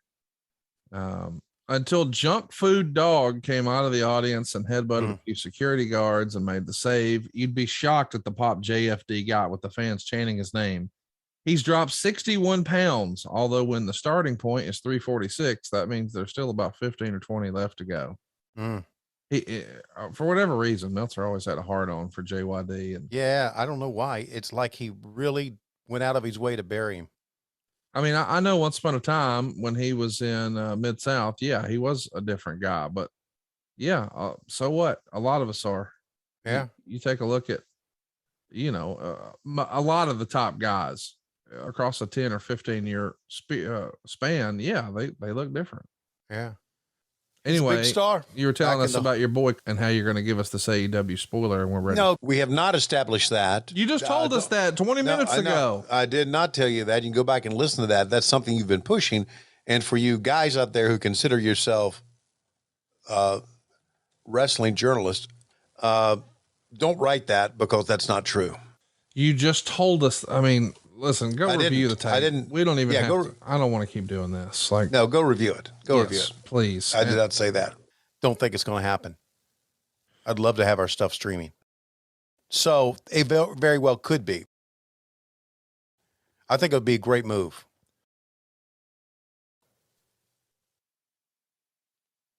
So is that the announcement? Could be. Oh, okay. I thought you were asking me. I was like, fuck, Tony, you work there. I don't know. I don't know. I really don't know. Look at here. Look at here. Vinny Vegas is going to go on to be big, sexy Kevin Nash. And of course, Diesel's going to make him a star. Coming out with Ricky Morton. This right here looks like professional wrestling from the era. I mean, you've got unbelievably Kevin Nash is wearing a jacket that is somehow too big for him. And got a little swagger in this silly over the top gimmick. But that lady loves him. She made him a little sign. How about that? And then here's Ricky Morton looking like he is ready for his 1985 debut, but it's 1992. This is incredible. This kind of mind blowing. I never knew that they were together. And guess who they're tagging up against? Robert Gibson, Scott Hall. I don't know who. Tom Zink and Van Hammer. How about this, dude? Zink is substituting for Johnny B. Bad, who's embroiled in a contract dispute and pulled from the card at the last minute. Morton replaced Mr. Hughes with the cover reason that it would make a better match, but actually Hughes was pulled from the show as punishment for some kind of non-drug related misdeed. It should have been okay with Zink and Morton doing all the work and just letting the Green Boys in for their quick power spots. However, Hammer and Vegas worked most of the match. At times it was surprisingly okay, but most of the time that wasn't the case. There were a few botched up spots and brawling in the back and forth was terrible. After the match, Zink and Vegas yelled at each other and it seemed like Zink was issuing a challenge. I just hope it's for a one-on-one basketball game rather than a wrestling match. Negative half a star. Has Arn Anderson ever told you Van Hammer stories? He's here to save the company, guys. Yeah, I'm the ultimate warrior of WCW, here to save the company. Wow. And don't get me wrong, that look he has is incredible. Yeah. This guitar gimmick, as stupid as it is, I mean, it was a cool looking electric guitar and it shot shit out of the end. And listen, I get it. Let's have some sports entertainment like presentation. That, you know, you think you need something that's gonna compete with the Ultimate Warriors and the glitz and the glamours, and I get it. But god dang, this was just a miss. He's a goof. Was a goof. And Arn also says the first time he got up on the runway and did that twirl with the guitar. Yeah. The guitar cut loose and whoosh, shot right into the fans. I don't remember that. That must have been on like a house show or something. So I want to just let me say this. Okay. It was worth a try. Yeah. I know we all look back and we poke fun, but look at Van Hammer. Physically, he looks like a star. He looks like a walking, talking action figure. Right. Jacked up, but super leaned out, got the crazy wild hair of the day. And I'm sure they thought, hey man, if he's passable and we'll give him some big power moves and he has a cool entrance that kids would like. Again, in hindsight, this all looks stupid, but at the time, you know, I mean, let's not forget, we've also got P and News who's going to come out rapping. Yeah. We're trying things, and this was worth a try. I think a lot of times sometimes, and I'm guilty of this, we look back and we say, oh, this was just fuck. But see, look, this is a stupid power move that everybody loved back then, and it got a reaction from the crowd. So it was worth a try. Not everything we're going to try, by the way, is going to be successful, but that doesn't mean it wasn't worth a try. So I understand why Van Hammer existed and why it was worth a shot. And I'm not surprised it didn't work, but it sure does beat the alternative of being a fucking know-it-all, not trying anything and just saying, well, let's just let guys go out there and he'll wear blue trunks and he'll wear red trunks and let them mat wrestle for 30 minutes. And if you like that, cool, but you're in the minority. That's not what's going to get the mainstream fan to go buy an action. I can't wait to get a lunchbox of that guy who won with the Texas Cloverleaf. Yeah. Okay, I get it. That's great. We need that on the card, but we also need some guys who are like, man, look at this action figure. Right. Yeah. Not only he had a cool name too, Van, as in Van Halen. Yeah. And Hammer, which meant wrestling, right? MC Hammer. Right. They're ripping off the MC Hammer's the biggest star at the time. Right. In music. I mean, You Can't Touch This was just dominating. Right. And so, yeah, you combine, he's a music guy. So here's Van Hammer or Van Halen, and here's Hammer. MC. Let's put them together. Yeah. And Hammer has a wrestling connotation. And yes. So I get it all. The only problem was with him was he was a freaking goof. Yeah. He really thought he knew everything about wrestling. He had an ego that was incredible. He really, again, not to jack him off, but you got to have an ego to be successful. Well, there's guys like Stone Cold and The Rock, and I mean, there's people walking around your locker room. They have to have an ego because that's what works in wrestling. Of course, someone got in his head and is like, "Hey, man, we want you. We could see you being blah blah blah." They're just hyping him up. Now, I get, boy, it didn't sit well with everybody else. Could he have had some better, as Jim Valley, friend of the show, calls it, soft skills? And been a little nicer and handled himself a little differently? And of course, and that is the critical flaw, because even that, Tony, wrestling's a weird thing. You know, we hear about guys who get a ton of heat because they tried to be out of the way. You know, they want you to, you know, be up front and puff your chest out and go introduce yourself and shake everybody's hand, but don't puff your chest out too much, because then you're going to get heat because you look a little cocky. But don't slink away and keep to yourself and be a loner, because now you think you're better than us. I mean, there's all this like fucking stupid nonsense that exists in wrestling. So I'm sure some guy, probably, you know, Jim Hurd, is like, "You can be our Ultimate Warrior. I see it, man. You're going to be on lunchboxes and TV shows and action figures." And so then he's all hyped up, "Man, yeah, I'm excited about my opportunity." But then he tells that to a guy who's like, "Man, I've been working in front of 300 fans. You ain't going to do shit." Okay. He's excited. Fuck him for being excited.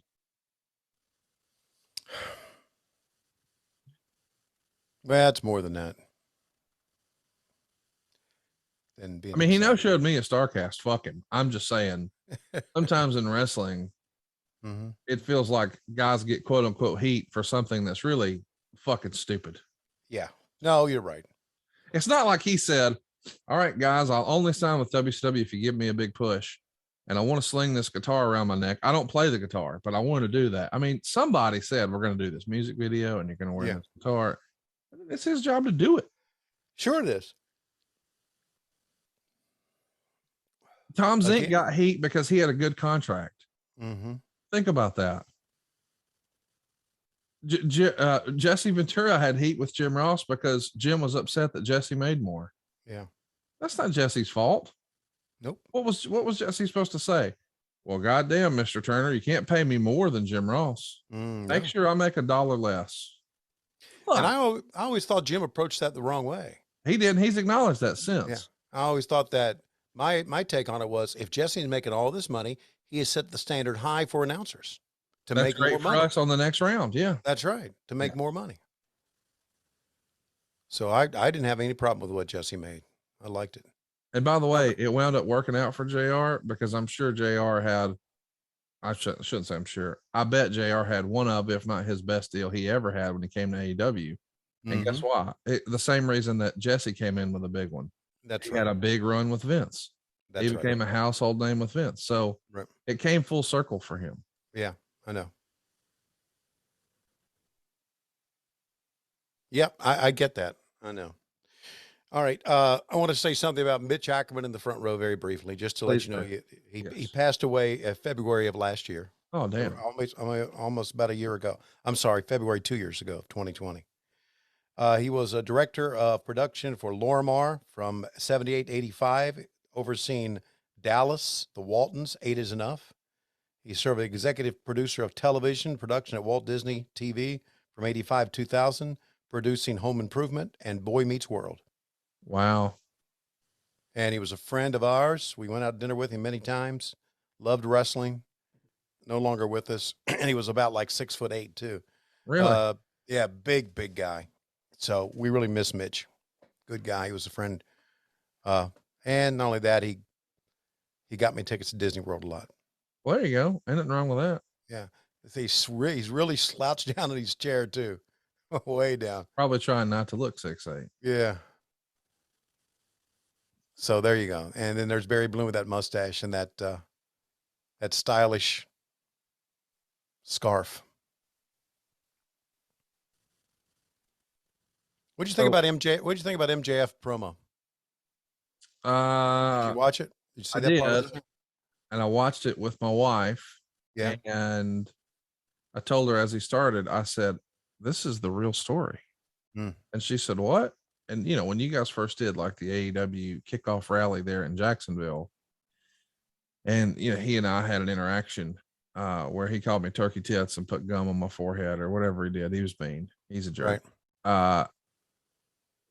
That day, Mm-hmm. I felt like before that happened, we had a really nice conversation. Mm-hmm. And we talked about his Jewish heritage because, as you know, Megan's mother is Jewish. And so being from Alabama, I didn't have a lot of Jewish friends. I had Dave Green and now, Megan's parents, blah, blah, blah. So we had a really great conversation about all of that. And it was the exact same story that he shared. And I was like, wow, he's telling the whole deal. Yep. This is real.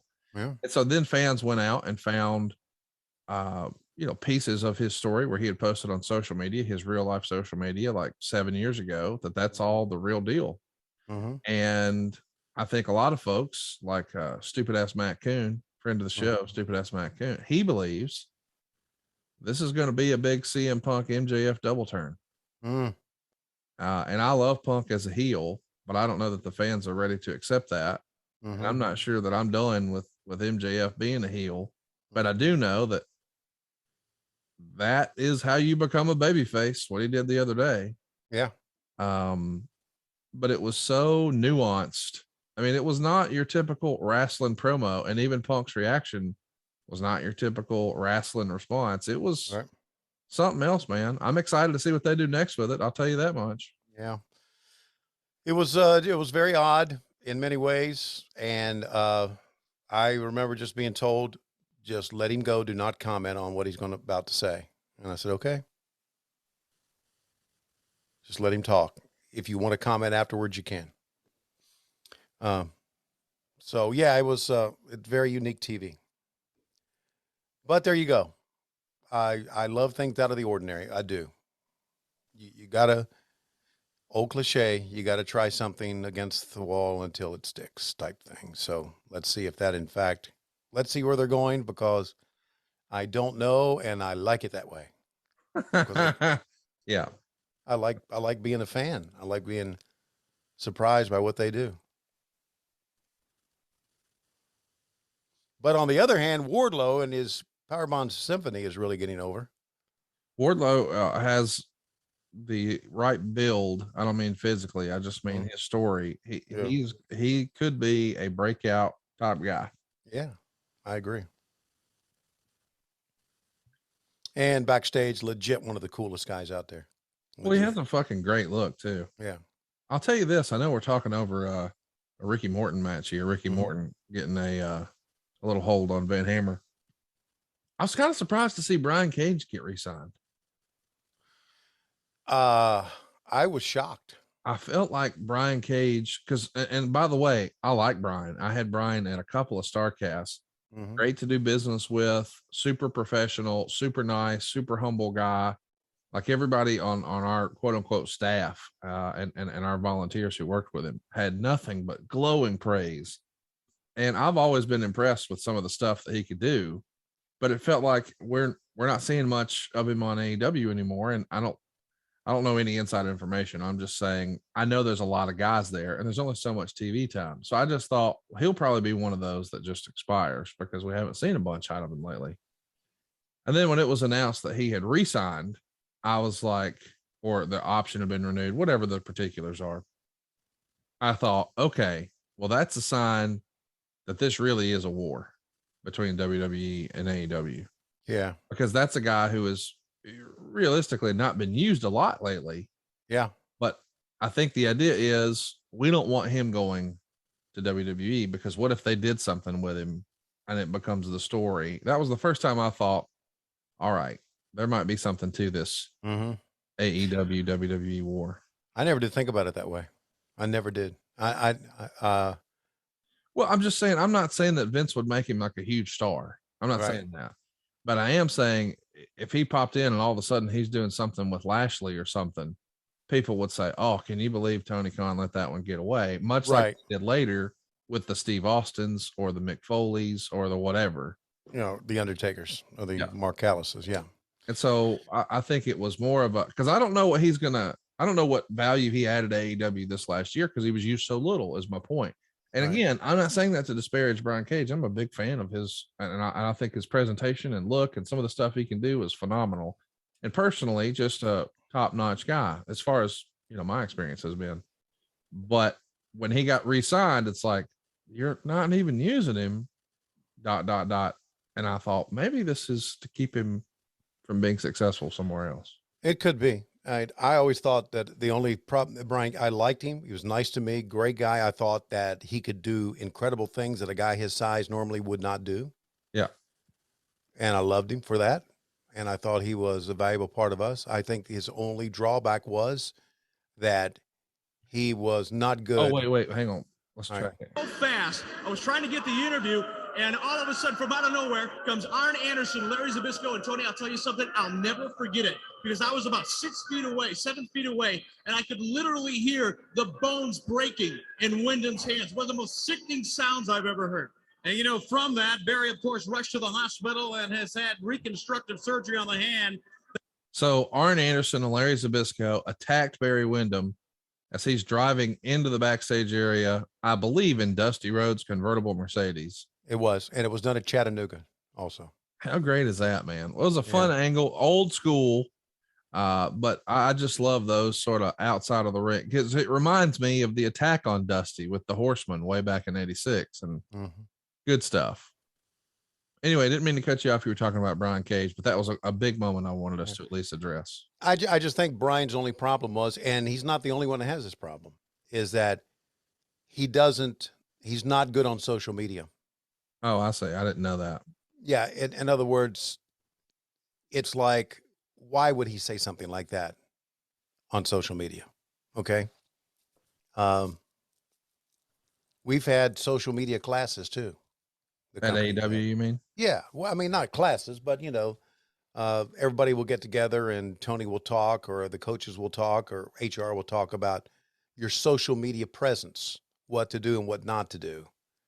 And I just from hearing people talk about things that they've seen online, because I don't watch it, as you know, that maybe Brian Cage had said some things online that he shouldn't have done. Look at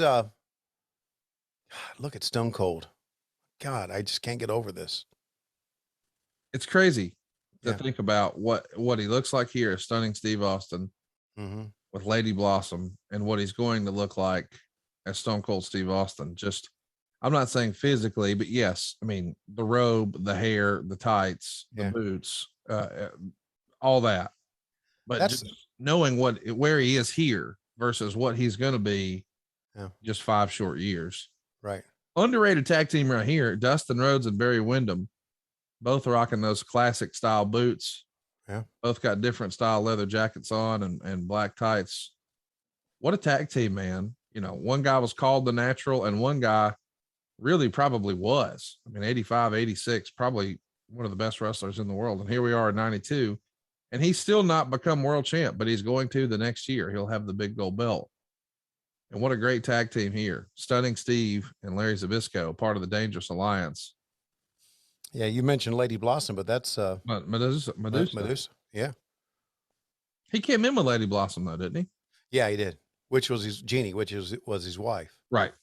Yeah. She was a part of the presentation in World Class as well. And but yeah, that's Medusa because she's part of the Dangerous Alliance. And by the way, an underrated part of the Dangerous Alliance. Oh yeah. It's fun to think about the Dangerous Alliance too, because everybody talks about the Horsemen, but had the Horsemen not existed, I got to think we'd still be talking about the Dangerous Alliance. Yeah.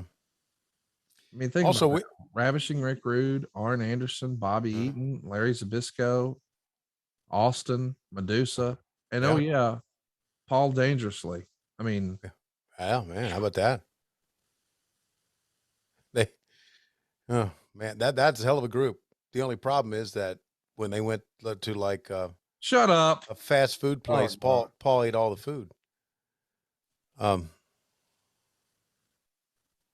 know, one That's day the he's gonna hit you in the nuts for real one day. Really? Yeah. Yeah. I want that day to happen because I'm going to sell it like I've been shot with a gun. Oh, here's the quote. Brian Cage has told those close to him that AEW picked up his option on his 1-year contract. Cage is said to have been surprised by this. Oh, wow. Look at this. As he and virtually everyone on the AEW roster thought his deal would simply expire. Ric Flair's trying to FaceTime me. Oh, God. Not going to be able to answer. Should I answer that? No, because I'd have to edit it out. I'm thinking about it. Okay, I won't. God, thank you. You Tell know, him to whatever he's got to say. Tell Mark Madden on his own podcast. well, you know, yesterday as we're recording this was his birthday. What is he? 85? You're just very mean spirited. No, I'm not. I just don't know how old he is. Okay, yes, he's 85. Okay. Minus 12. All right. So 73. Look at you. Next week on Reading Rainbow. I'm good with the math, babe. I'm not good with calling moves like Excalibur, but I'm good with the math. Nobody's good at that. No, he's the best at it. Well deserved, by the way, announcer of the year once again. Yeah, we talked about that last week, but we'll mention it every week. I like that. Yeah, I do. And not only that, because we listen, I'm going to be very honest with you. Excalibur and I have become very good friends. That's a shame. No, it's not. He is such a knowledgeable, intelligent, and really knows the business good guy. So we've become very, very good friends. And because we've become very, very good friends, and because everybody in the backstage area in our announcer room, we got an announcer room, likes Excalibur so much. Even JR really, really likes him. It's hard. It's difficult not to like Excalibur because he's such a good guy. Because he's such a good guy, we really give him a hard time about being announcer of the year. Oh, good. Yeah. It's like, oh, there he is. The announcer of the year. Announcer of the year. And he'll say something. I say, well, the announcer of the year just said it, so it must be true. So I know JR's having fun with that. I haven't even talked to him about it, but I'm sure of it. Yeah, he is. We're all having fun. God, Mark, can you tell us, how do you win announcer of the year? Like, how would one even do something? Yeah. I'm sure JR slips it in. I won it like 12 times. Yeah, you'd be pretty accurate about that. Keep your head down and your nose clean, and maybe in a couple decades you'll get to my level. Yeah. So anyway, we have a good time. Announcer of the year. Fuck. Back to the story. Well deserved. Good guy. Friend for life. Oh, for life. Yeah. Hey, did you notice that when JR wants to be dismissive of something, he gets a little Michael Hayes in him? I just did it, and I realized, wow, that was a little Michael Hayes. I never noticed that about him. Okay. Announcer of the year. Fuck. Oh, yeah, got you. That's very Michael Hayes. Yes, it is. Isn't that something? But I never noticed that he did it until I did him doing it. But you're right. Him doing it, and then I was like, oh, fuck, that's a little Michael Hayes. Oh, God. So there's a little Michael Hayes in all you carnies. How about that, huh? So now you're calling everybody's favorite announcer, Jim Ross, a carny. No, I was calling you. I shouldn't have lumped Jim into that. How am I a carny? Well, you're one of the 3 most powerful men in wrestling. Well, facts are facts, but oh, there's no way. There's absolutely no way. And I've seen that move so many times. I've seen it up against the ropes. Even if you got a cup on, there's no way that doesn't fucking hurt. Of course it hurts. I mean, really hurt. You really got to take a breath or two. I don't know if Barry's selling here or not. I think he's actually probably gasping. Oh, shit. Boy, Austin could do some shit, couldn't he? I could. We're talking over a really, really great match here. Sure we are. I recommend you go out of your way to watch it just because it's fun to see early Steve Austin, at least to me. This came in second place on the best match reader poll. It's unfair, though, because Jushin, Liger, and Pillman are just I mean, it's outstanding. By the way, overall, the show got 89.5% thumbs up. Yeah. 1% thumbs down. Who in the world? What are they looking for? It's a great show. Yeah. What the fuck? If you give it a thumbs down, what are you fucking looking for? Unless Meltzer just did not want to give a show 100% and he worked it. Could be, but how could you not give this show a thumbs up? And it just goes to show you everybody's got an opinion, and there are a lot of idiots out there, and unfortunately Twitter is giving them a voice here in the modern era. Meltzer would say here, the live show from the Mecca Arena in Milwaukee drew a full house of 5,000 fans, 4,000 of whom paid $67,000. What wasn't a disappointment was the opening match with Jushin Liger and Brian Pillman. This will certainly finish high in the match of the year balloting this year. In comparison with other matches of the year caliber bouts I've seen over the past 3 years, I'd rate it below War Games last year from Phoenix, slightly better than Steiners versus Hasei and Sasaki from the Tokyo Dome, and better than Bret Hart and Mr. Perfect from last year's SummerSlam, and even slightly better than Steiners versus Sting and Luger from St. Petersburg at last year's Wrestle War. The atmosphere before the show was above the level of most pay-per-view shows. There was a surprising amount of banners all over the building. Most were for Sting and Jesse Ventura. He got a huge reaction on his Harley, probably followed by the Steiners, although there were many for Jushin Liger, several for Pillman, Cactus Jack, Rick Rude, Paulie Dangerously, and even a few for Terrence Taylor and Ric Flair. I'm not sure if it was the time. The show lasted from 5:30 to 8:47 local time, but the crowd clearly got tired, and the heat wasn't what you would have expected for the so-called important matches. The decision to start the show off with a bang with Pillman and Liger sounded smart on paper because they wanted to do a blowaway show, and it's best to start with a guaranteed blowaway match. However, this was such a blowaway match that it wasn't really until 5 matches later that the crowd fully got into a match again. The crowd seemed tired for Rude and Steamboat, and while they reacted to Sting and Luger, it was anticlimactic and really not a good match at all. As world title changes go, it would rank in the bottom tier.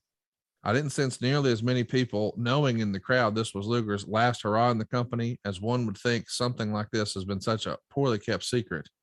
It was nothing like last year in St. Pete when it was Sid Vicious last year and everyone seemed to know about it.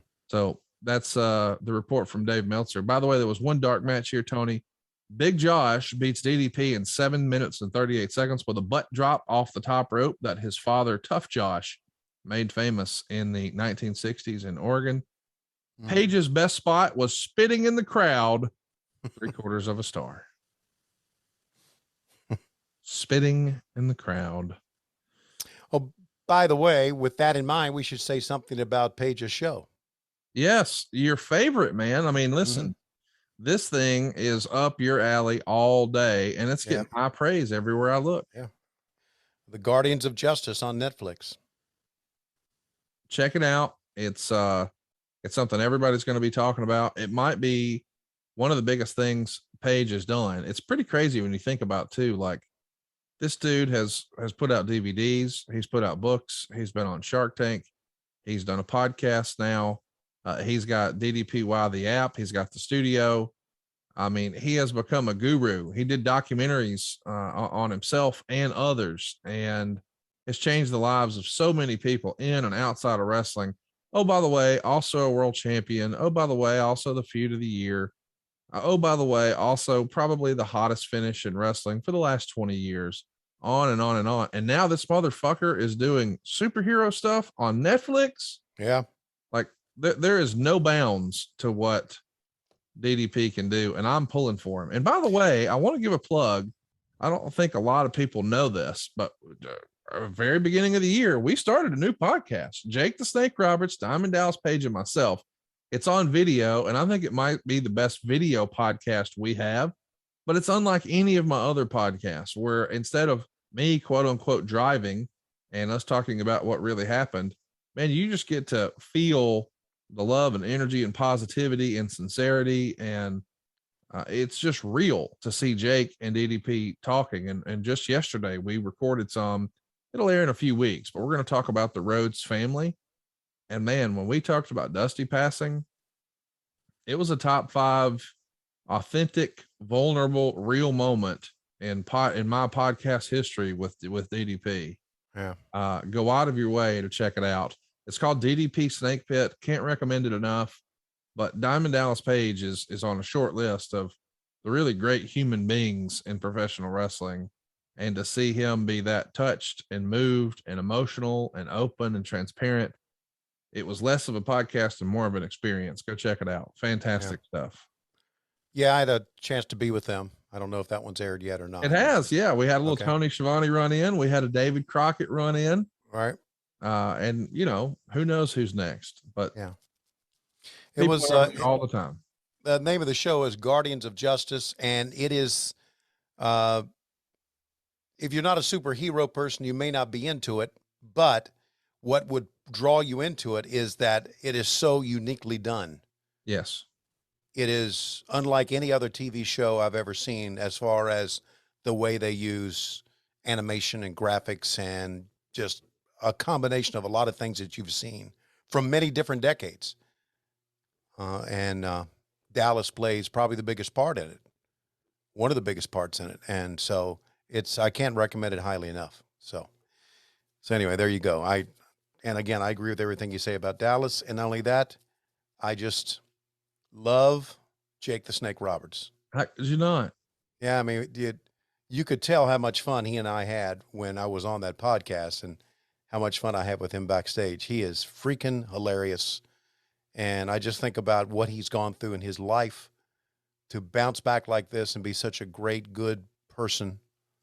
And where that everybody looks up to him backstage and listens to what he has to say. It's good. It's a great part of my experience in AEW, being able to say I've worked with Jake the Snake, and Jake the Snake has bounced back.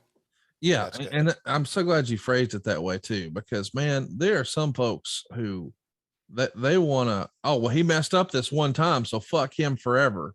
Yeah, no. I just think that is so short-sighted. And don't get me wrong, I'm not saying that everything in Jake's past is awesome or he should be proud. Listen, we've all got things that we wish we could have done differently. But I'll tell you this, the Jake the Snake Roberts that's running around today is a totally different human being. Yep. So you may have your opinion of what you think Jake the Snake Roberts is like. I recommend you take another look. Yeah. And I'll tell you this, I think that's what's great about, boy, this is some crazy out. I don't normally talk like this. That's what's great about the human condition. People can change. Mm-hmm. And I know that there's some negative Nancy's out there who say, oh no, people don't change. Yes, they fucking do. Yeah. Well, those people's opinion do not count. They don't realize it. Their opinion does not count. I'm of the opinion that addiction is a disease. And so Jake was sick. And so you maybe had an opportunity to hear stories about a sick individual, and I'm not saying he's quote unquote well. I mean, I understand this is it's a maturation process for all of us. It's what we're going through and figuring out together. But Lord have mercy, what a great human being he is now. Yeah. What a great fucking spot that was right there. These guys are having a big time match. They're going to go 18 minutes and 21 seconds. Meltzer dug it too. He gave it 3 1/4 stars. Really, really good stuff. Well, you got 4 guys who know how to work. Yeah. And well, there's 3. I mean, Zbyszko's there. Yeah. Well, Larry just kind of does his, as Arn Anderson said, cigar store Indian stuff. Great stuff. Yeah. Love that line. I do too. Arn Anderson still has the lines, buddy. Yeah, he does. He'll look at me. He looked at me the other day in catering. He said, walk over there and get me a water there, oil slick. And where did he come up with calling somebody oil slick? It means you had shit in your hair. I guess. Didn't you have shit in your hair? Tell the truth. No, I didn't. You had no product in your hair. No, I had no product in my hair. Okay. I do not put product in my hair. The only thing I do, I guess you can call it a product. The only thing I do, I spray up my left side of my hair before I go on TV, which obviously the other night drooped on the contract signing on Friday night. But no, he's called me fly by night, oil slick, rotund wop. What else? Oh, he just comes up with these names. He won't do any of that on our podcast, No, of course he won't. which is really disappointing for me as a human. I know. You just. I told him. I said you need to let the Marty Lundy come out. God, that would be so great. Yeah, that we all love. He won't do it though. He's hilarious. I think he's concerned with offending someone. Yeah, he's very sensitive to that. I get it. But I'm like, dude, WWE was a political kingdom. Yeah. This is not that. Well, I can just say that my language, that at times is very colorful because I use the F-bomb a lot. Like a comma. Yeah, I've tried to cut back on it. Why the fuck are you doing that? Hold the fuck up here a second. Okay? Sorry. All right.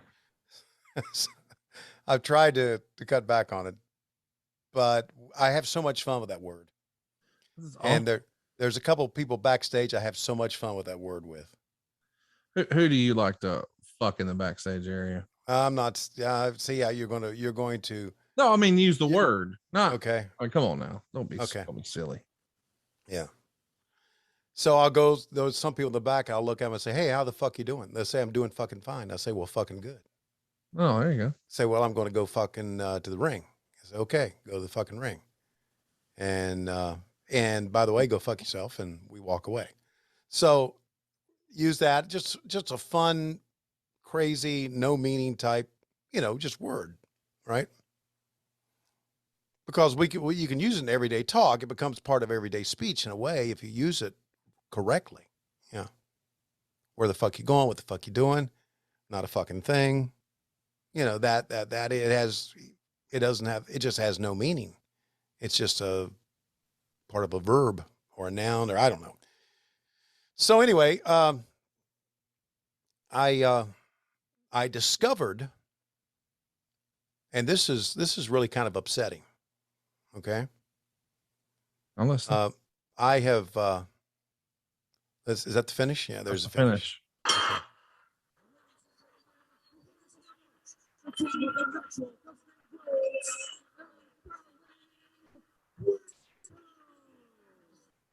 I love GMC's announcements, dude.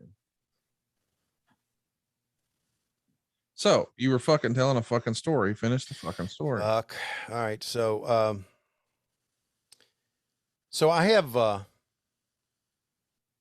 going to tread on this lightly. Okay. Okay. So I don't want you to kick it into high gear. I got it. I understand. Okay. I've given a lot of money to my old high school. Yeah. To the athletic department.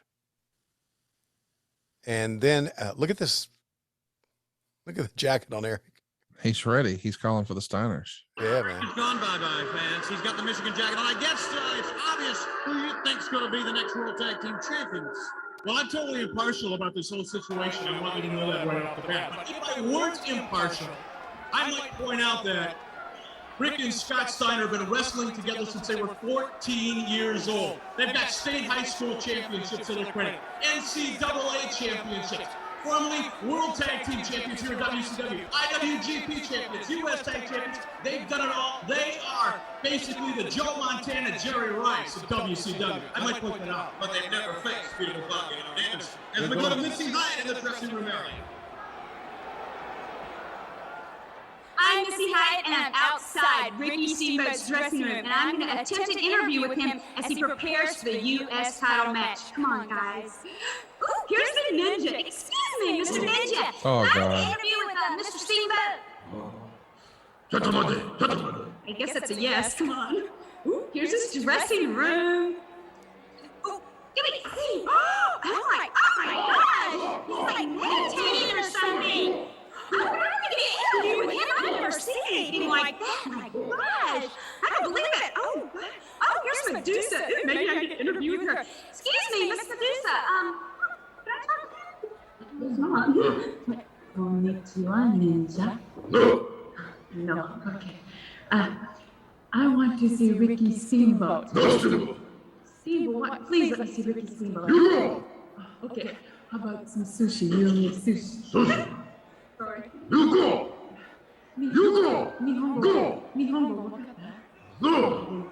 English comprehend? Good. Okay, now let me see Ricky Steamboat. Let me see Ricky Steamboat. I want to see Ricky Steamboat now. I want to see Ricky Steamboat now. Whoa! Oh my gosh! Gosh, I guess that didn't work either. But you know what? I'm staying right here. Let's go back to the arena. Okay, God, Missy, that you was stay right fucking there. On top lame. of that, I tell you what, She after a said- loss from the Dangerous Alliance, Medusa slapping To someone who Dementia in the face, allegedly and is Dementia Japanese, chasing she Medusa said back towards comprende, the dressing area. Hopefully, but we'll she get said another comprende. report from Oh, Missy God. Hyatt on what's going on back in the dressing room area. I missed The it. fans were You're just right. about ready for World Tag Team title matchup. Look at you trying to be serious and trying to not laugh here. I can just, I speak Tony now and I can see it in your eyes. This is some silly shit. I'm doing this for a goddamn living. Wow. So anyway, you've given a bunch of money to your old high school, your athletic department, or whatever you're saying. Yeah. I've given, I don't know if you would consider it a lot of money, but it's more than anybody else gave. I'll guarantee you that. I'll guarantee you nobody else that went to that high school gave this much money to the athletic department. That being said, then I find out by a good friend of mine I'm sure they're roaring in who Bay works City, in the school, Michigan. These two former stars at that Bay City's Western they were High School going to that wrestle collegiately in Michigan. They've been have me come in to two-time speak at World graduation. Tag Team champions. They were the 1991 And this is in West Virginia. Tag Team of the it is Year. in Virginia. Let's go back to See, Gary. stupid son of a bitch. I'm sorry. Stupid motherfucker. You live in Tennessee? No, you live in Alabama. I'm listening. Tennessee,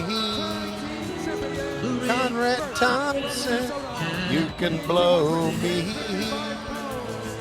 Oh, you better cut that out, or Steve Kaufman to get on us. It's 23 seconds. Steve Kaufman, like a dick and anyway, tell me your story. So All right. So anyway, then I found out they were going to have me speak at graduation, which I'm not that thrilled about anyway. But then they heard my podcast and decided This they should be better a not. tremendous Close my matchup. You know, you talk Oh, you're being serious. Yeah. Let's go back to Gary. And so I went, what? I said, yeah. So I contacted the athletic director, who I've given this money to. He said, well, I'd listened to it. He said, I think it's funny, but I'm just not so sure that the kids. And I said, okay. Did you know that I'm also on TNT and TBS every week, you ignorant West Virginian hillbilly motherfucker? You took all my fucking money? Because I know how to fucking fuck you. I know how to fucking not fucking cuss you, fucking jerk. So go fuck your sister in West Virginia and leave me alone and send me a fucking check back, you fucking fuck. I'm not asking them back, but they'll never see another dime from me. No, just fuck them. That's why. Yeah. So your language. Kiss penis and perish. Hey, dude. Hope you're listening. So there you go. Listen to that. I called the jerk store and they're all out of you. Yeah, they're sending Paulie back to the buffet, by the way. Paulie said, wait, there's a pumpkin pie. There's a pumpkin pie, Roman Reigns. Roman Reigns. Pumpkin pie. Big Mac. Brock Lesnar. Rick Steiner could pass an 8 CM Punk. test. There's no way that idiot Thank you, could Missy. ever make it Hey, to college is it true that without Cesaro is showing up this Wednesday? No, you told that lie on a bonus podcast. That is a lie. I didn't say it was. I was asking. I don't know. No, he's not. That I know. I don't know. I didn't know when Dan Housen showed up. All right. So I know you don't care or know anything, but I guess what I'm trying to figure out is if he comes in this Wednesday live on Dynamite. It'd be great. Of course it'd be great. Yeah. Do you want him to use a different name? Like a totally new blank canvas name, a derivative of Cesaro, or Claudio Castagnoli, the world's most money-making man? I'd love for him to use whatever he can legally use. Well, it can't be Cesaro, but he could be a derivative of Cesaro. He could use a different name completely. Or he could call himself Claudio Castagnoli. Why don't he switch the which I hope is that one. Dude, he wore like the shittiest suit ever. Yeah. Called himself the world's most money-making man or something, and it was so fucking good. When was that? Just a few years back? I mean, that's his real name. Okay. Claudio's his real name. By Scotty Steiner on beautiful Bobby Eaton. Claudio. Eaton was a member of the 1987 Yes, nearly. Tag Team of the Year. So I guess he's first His started as reputation, of in course, the WWE as a Antonio partner with the Cesaro, Midnight Express Okay. and then they Outstanding dropped the Tag first Team name because combination. that's what He's they the do. aerial artist of this combo. So then he was Arn Cesaro, Anderson, but member of the 89 the Tag Swiss Team Superman coming in, Daddy. double leg pickup. I hope. I hope to. I hope. I mean, listen, here's the thing. I would not be upset if he went to New Japan and just fucking tore it up. Like if I was a guy, and I'm not, but if I am a guy, you know what I mean? If I was a guy who was leaving WWE, I don't think I would go straight to AEW. Me personally, I don't think I'd do that. I think I would go to New Japan, get Dave Meltzer whacking off to my matches, and get all the internet, quote unquote, smart marks excited about what I can really do with these restrictor plates off of me. And then I would probably go tear it up in Pro Wrestling Guerrilla and let Excalibur hoot and holler over my great performance. And then I might pop up in another show here or there. I mean, what's the rush is my point. AEW has such a stacked roster. I think rather than come in and let everybody try to figure out who I am and what I'm really about and all that jazz, let me go do it on my own. Man, look at how tan. You see the tan lines underneath Scott Steiner's arm as he's rolling around on the ground? Yeah. Dude, he is burnt up, son. Under his arms, he looks like a different human being. Anyway, I hope he comes in because I absolutely love his stuff. I've been sitting in the Cesaro section since 2013. Really excited that he's able to sort of paint with his own colors. One of my favorite Bill Parcells quotes of all time is, if I got to cook supper, I'll at least get to pick the groceries. And by God, Cesaro is about to start getting to pick his own groceries. And I'm pumped about that. Good for him. And my question is, and I don't know this, and I should, but I'm very ignorant to it. Can they get work visas now because of COVID? I think he lives here now. But I mean to go to Japan. Oh yeah, I'm sure he can. Okay, I didn't know. Like Chase Owens is over there. I mean, yeah, I think he'll be able to do this work today. And I'm pumped about it. Can't wait to see what he does. I hope at least just as a one-off. I don't know that Chris Hero is doing much wrestling, but I would love for him and Hero to tag up just one time. The exchange has been made. What? Chris Hero can't wrestle. Why? Because he's 800 pounds. Why are you being such a fucking dick? I'm not a dick. I know an 800-pound guy when I see it. This is just rude and uncalled for. And I don't even know Chris Hero, but he's got to get in shape, isn't he? Be able to wrestle again. The Steiners, masters of a variety of high-impact suplexes. Podcasted with him. He's a great guy. Yeah, I'm sure he is. I was trying to be complimentary and tell everybody how excited I was about stuff, and you're just going to be negative like always. So. No, I'm not negative. Find a way to be negative about four of the greatest tag team wrestlers of all time. We're talking over maybe one of our favorite tag team opportunities ever. I love the Steiner Brothers, my absolute favorites as kids. I was just one kid, but maybe I was big enough to be. The point is, they were my favorite as a kid. And they're taking on Arn Anderson, who looks like he's doing his best Mr. Wrestling #2 here with his big white diaper on. Man, he is brown, isn't he? Nobody can beat that Arn Anderson tan. That 91, 92 level tan that he has. But his tag partner is probably his best friend in life. Yeah. Bobby Eaton, who we sadly lost. And, man, what a match they're going to have. 3 1/4 stars. They're going to go 20 minutes. Meltzer says Bobby and Arn are going to retain by DQ with the dreaded Dusty finish in 20 minutes. They announced that Paulie Dangerously was banned from ringside during the match to give him time to make a costume change. Eaton and Anderson sold the Steiners big moves for the first half of the match, which consisted of power moves and slow down tactics in between. There were a lot of good moves, but it was a slow-paced match in spots, and the consistency of crowd intensity wasn't what you would expect. Rick came off the top rope to a knee in the groin, and they started working on Rick, but you didn't get a sense of a lot of sympathy. Scott came in and was cut off and thrown over the top rope behind the ref's back. Rick made the hot tag, and they went to the finish. Anderson threw white powder in a bag into Rick's eyes, and since he couldn't see, he gave referee Randy Anderson a belly-to-belly suplex. Scott gave Bobby a Frankensteiner and got the 3 count when a second ref came in. Finally, head referee Nick Patrick came in and reversed the decision because Rick gave the ref a suplex. That finish wouldn't have been so bad if it hadn't been done in so many house shows, almost like every one over the past 2 months. 3 1/4 stars. So let's just run through match times here, Tony, because this sticks out like a sore thumb. Match number 1, Pillman Liger, 16 minutes, 58 seconds. Long match. Match number 2, Bagwell and Taylor, 7 minutes, 36 seconds. Not a long match. Ron Simmons, Cactus Jacks, 6 minutes, 33 seconds. And then Zink and Hammer against Vegas and Morton, 12 minutes. Pretty long. But then Windham, Rhodes, Zbyszko, Austin, 18-21. The match we're watching right now with the Steiners, 20-minute match. And then the next match, Steamboat, Rick Rude, again, 20-minute match. It's a pay-per-view card with only 8 matches. How about that? Yeah. Yeah, it's there. Look, it was back in the day where guys could pull off matches like this, but it's still could have done for 2 more matches, you know? Yeah. This could have been a 10-match show, for sure. Yeah, absolutely. Because there's nothing wrong with an 8-minute match. I mean, that's what I tell my wife every week, at least once.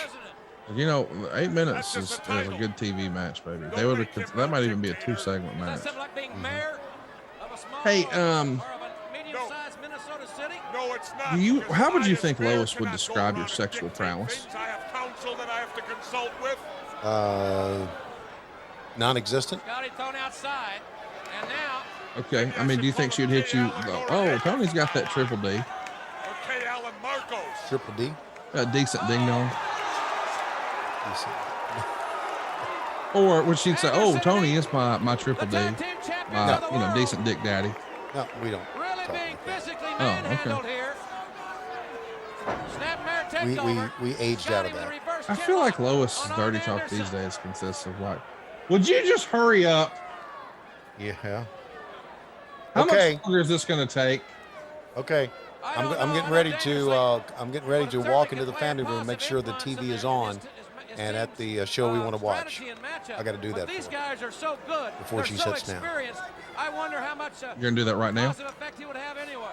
I'll probably go do it when we finish here. Probably going to sit and watch the show. We've been on like a big time binge watching thing recently.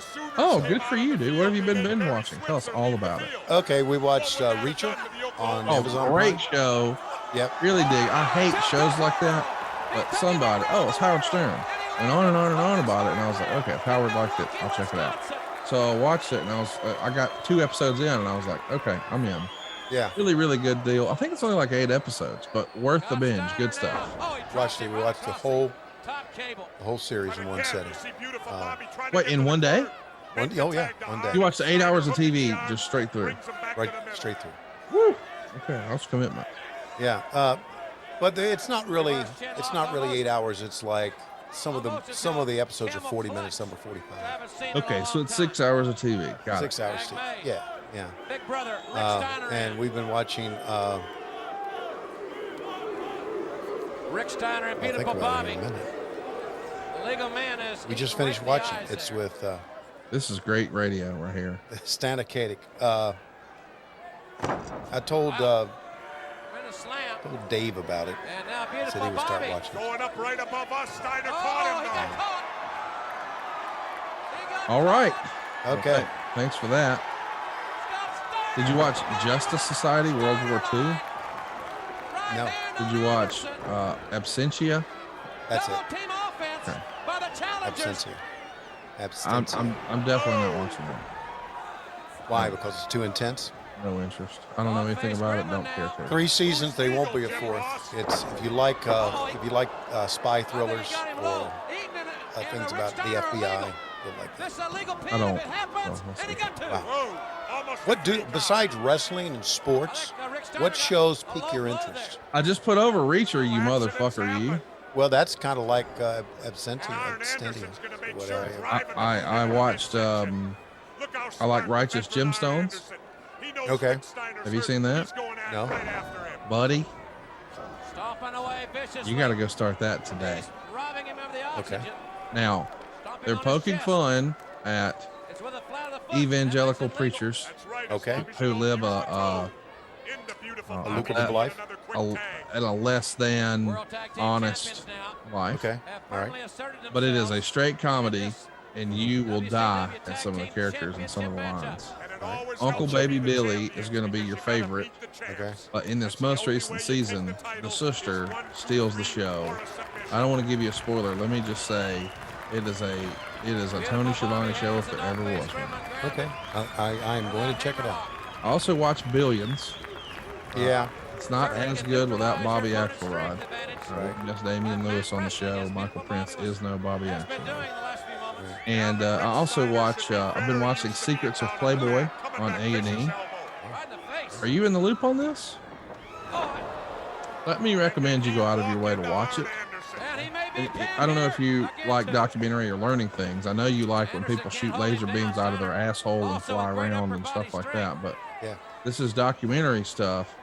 There is an episode called Circus that you will not believe. Okay. I don't want to give you a spoiler, but you just have to promise me that you'll dedicate 1 hour between now and when we record again, and you'll watch episode 5 called Circus from A&E Secrets of Playboy. Okay. I will. I'll do that. You think Klondikeville was a depraved motherfucker? Wow. Holy cow. Okay. That's really piqued my interest now. It is unbelievable. And then I've also watched Pam and Tommy on Hulu. Have you seen that? Yeah, I'm interested. There's a talking penis in episode 2. Well, that is great. See, that's why I have no interest in it. Okay, but what if he now he shoots laser beams out of it? Now, can he fly? He can. Then And he floats down with her flotation device. He was in the lights on that one. He's going for a suplex. Just trying to sell it. So it's okay. That most recent episode, I'll be honest, was not the best. And I was almost like I'm out after episode 2 with the talking thing. Yeah. It was done sort of, I don't know. It felt more real, but Seth Rogen's in it, and I love Seth Rogen. So that was like, all right, I'm going to check this out. Sure. But yeah, I would say that my favorite show right now is whatever the fucking first one I said was before Billions. Precious Gemstone? Oh, yeah, Righteous Gemstones. Righteous Gemstone. Really phenomenal stuff. All right. So, my favorite show right now, Joe Pera Talks to You. Yeah, you told me that here on the show. I got to check that out. I have not yet seen it. You may be just like Lois and say, this is the dumbest freaking thing I've ever watched. But Probably not. 11 minutes. It's only 11 minutes each episode. I'm in. Yeah, and it's on Adult Swim.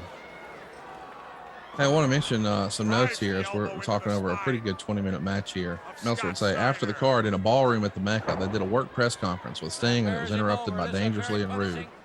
Rude threw a drink in Sting's face, and the entire Dangerous Alliance attacked Sting until Nikita Koloff made the save for his face turn. This angle airs on television this coming Saturday. One of Rude's blows potatoed Sting's eye, which was badly swollen the next day in Chicago. Wow. Also in town for the show was Tatsumi Fujinami. Apparently will be winning the NWA World Heavyweight title when they have a tournament.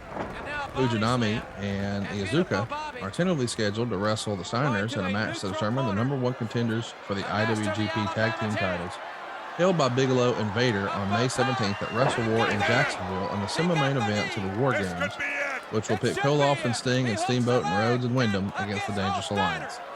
I do not believe Fujinami is the right choice, but he's got the seniority. He's nothing compared to what he once was, but he is a legitimate legend in this business.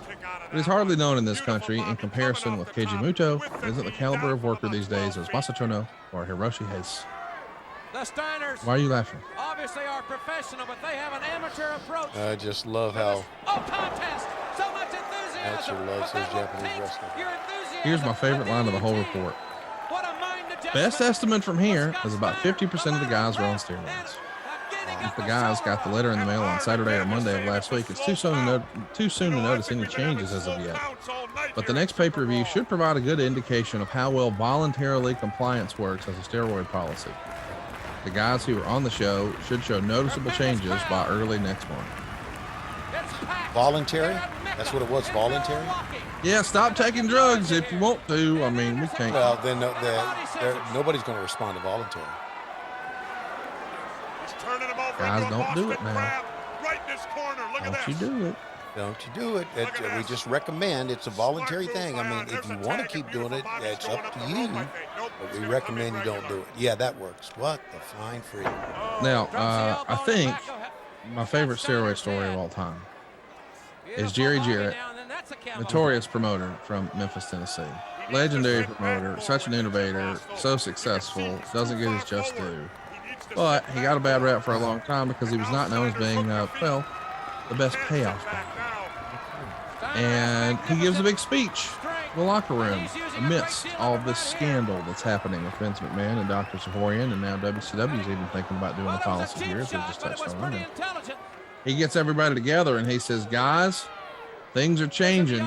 So if you're on them steroids, you need to get off them steroids. Quit taking them steroid pills and wind that down, because that could get us all in trouble in our business. So if you're on steroids, you need to get off. And supposedly, Dutch Mantell raises his hand in the back of the room and says, I don't mean to be ugly, but hell, Jerry, some of us ain't on food.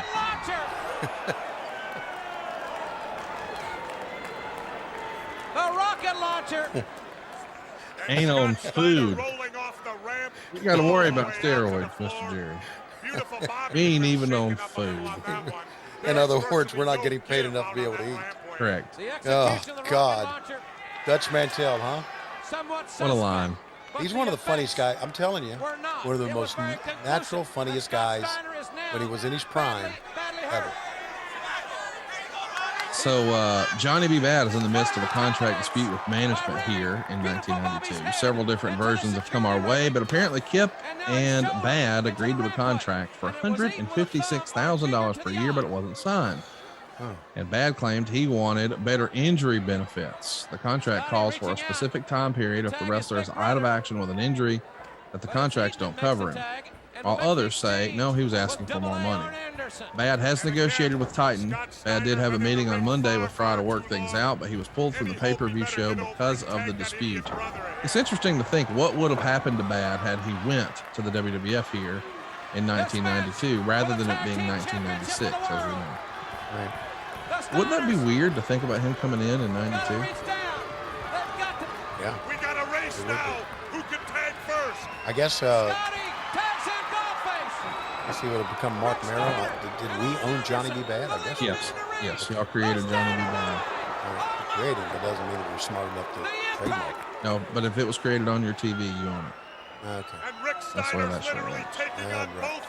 Hey, so let me mention too, this is the era where Paul Roma is going to try something a little different. Former WWF wrestler Paul Roma, who appeared on Wrestling Insiders this past Saturday night, makes his. There we go. Hey, that was a safe way to take it. Look at that. Wow, I thought it'd been a good finish. Okay, so tell me about Roma. Who appeared on Wrestling Insiders this past Saturday night, makes his pro boxing debut this coming Friday. Roma said his weight has dropped from 250 in wrestling to 215 for boxing, 15 pounds of which he attributes to getting off steroids. He said he had no problems withdrawing from steroids, even though others have, and that he felt steroids were a necessary evil while working for the WWF. Roma said that in order to get a release from Titan Sports to keep his Glory nickname, he had to sign a deal saying that he would give Titan Sports no negative publicity, although he termed his stay there 6 years of hell. Also, too, Demolition Axe filed a suit against the WWF and McMahon for a share of profits because he claimed he came up with the demolition persona. Among Edie's lawyers got a deposition from were Earthquake, Big Boss Man, Jesse Ventura, Jake Roberts, Jim Duggan, Randy Savage, Typhoon, Kato, and IRS.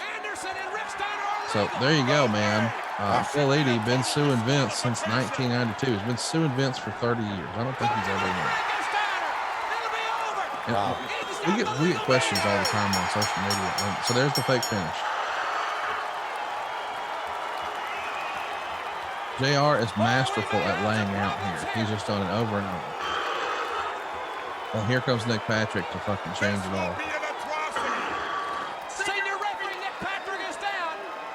They're having a conference. All three referees in there. The crowd thinks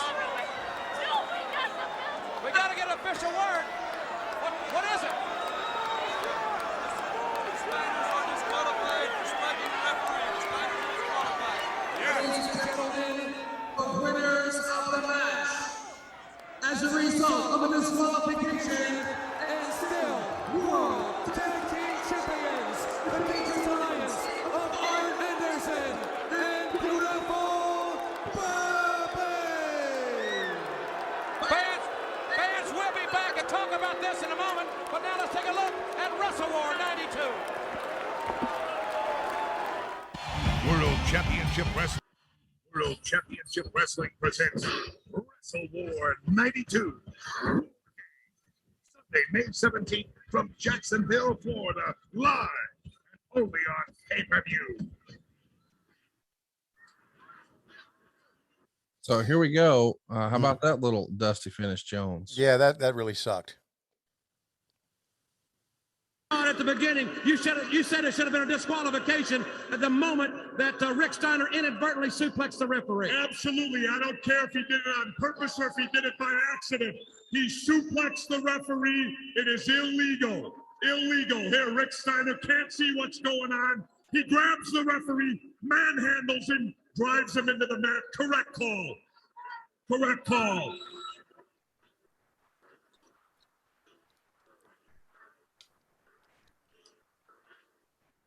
We're going to take a look right here.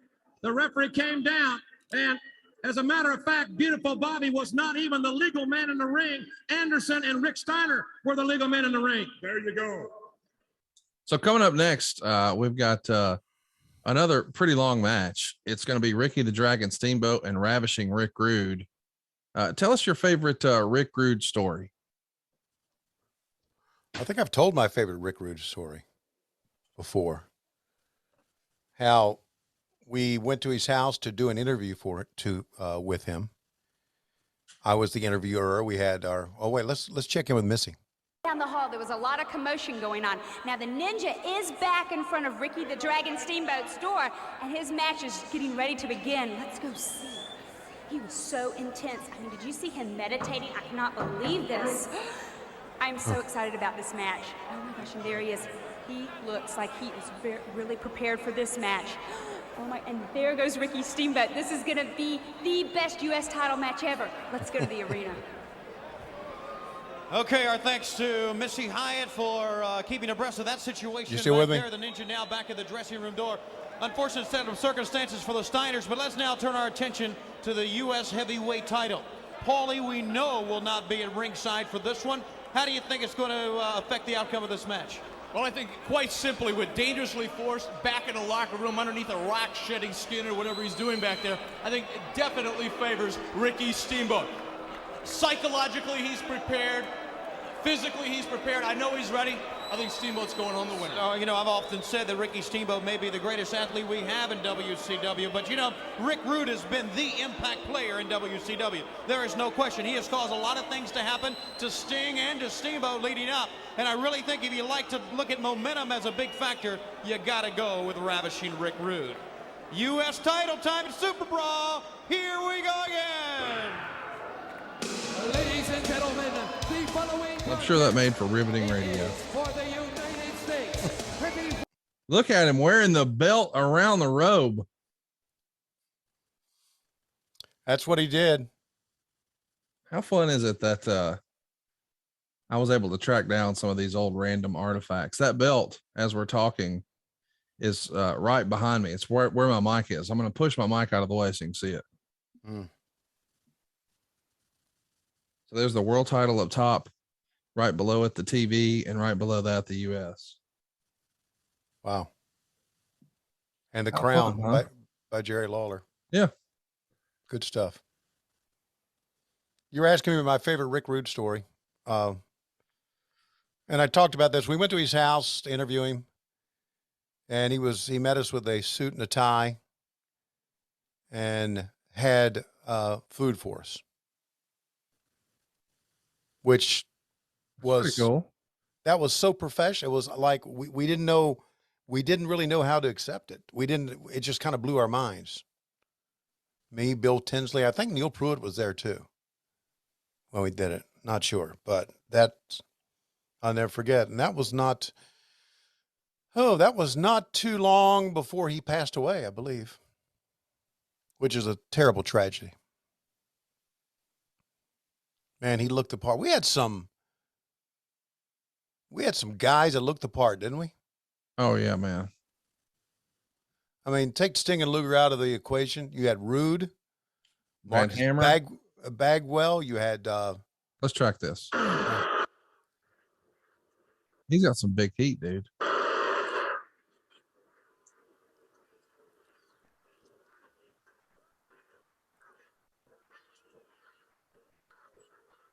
What I'd like to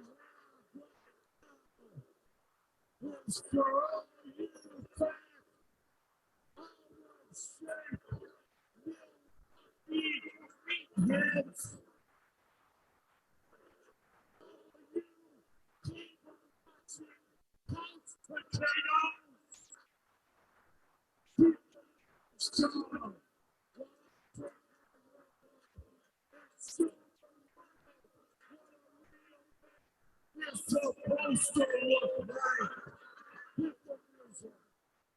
It's such a little thing, but damn, did it work. Yeah, man. He knew how to open the robe too, didn't he? It was a big presentation.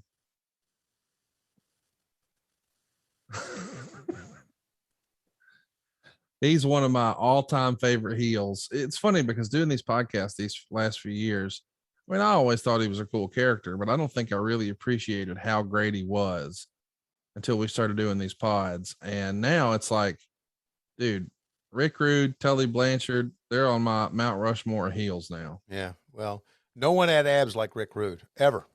Yeah.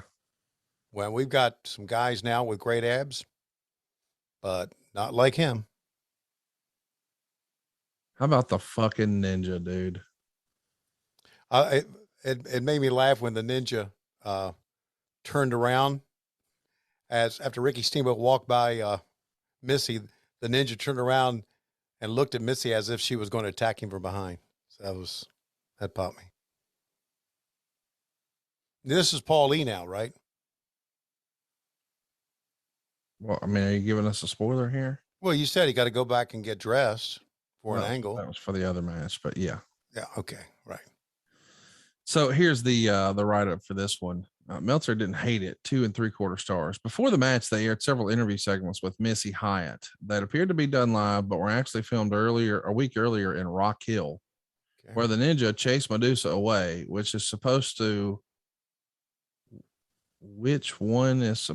to figure, led to dangerously guarding the door in a ninja costume and came to the ring with Steamboat. This was a 70s style match. All the spots were perfect, and there were some nice moves thrown in, kind of slow pace as they were going 20. Steamboat really turned it on at the end, with the finish coming when Paul Lee the ninja hit Steamboat twice with the phone, and Rude pinned him 2 3/4 stars. So it's clear to see, just based on the reaction that Rude got. First of all, the Dangerous Alliance was always about taking down Sting. But and Rude's had him in his sights, but clearly, even though this is for the US title and he is the US champ, you could tell from the reaction, he's the most hated heel in the whole promotion at this point. So he's also the logical choice to be Sting's opponent. And as a reminder, 2 years prior in 1990, boy, they tore it up, him and the Ultimate Warrior, Sting's old running mate from way back when. So Rude has certainly proven himself as a worthy heel opponent on top. And that reaction they got without Paul Dangerously was tremendous. I mean, you could hear the boos all over the crowd. I mean, they hate this guy. Yeah. So it makes sense that we're going to transition from, hey, if Luger's out, Sting needs a new opponent. Who better than Rick Rude? But let's talk about Luger here for a moment. Luger has been with Jim Crockett Promotions since very early 1987. So all of 87, all of 88, all of 90, all of 91. And now here in 92, it looks like maybe he's looking to do something a little different. So he's been with the company essentially 5 years at this point, and he's going to be finishing up as world champ. A lot of folks think he should have been the guy in 1988. It didn't happen. Felt like he was going to get another shot in 1990. Instead, it was Sting's time.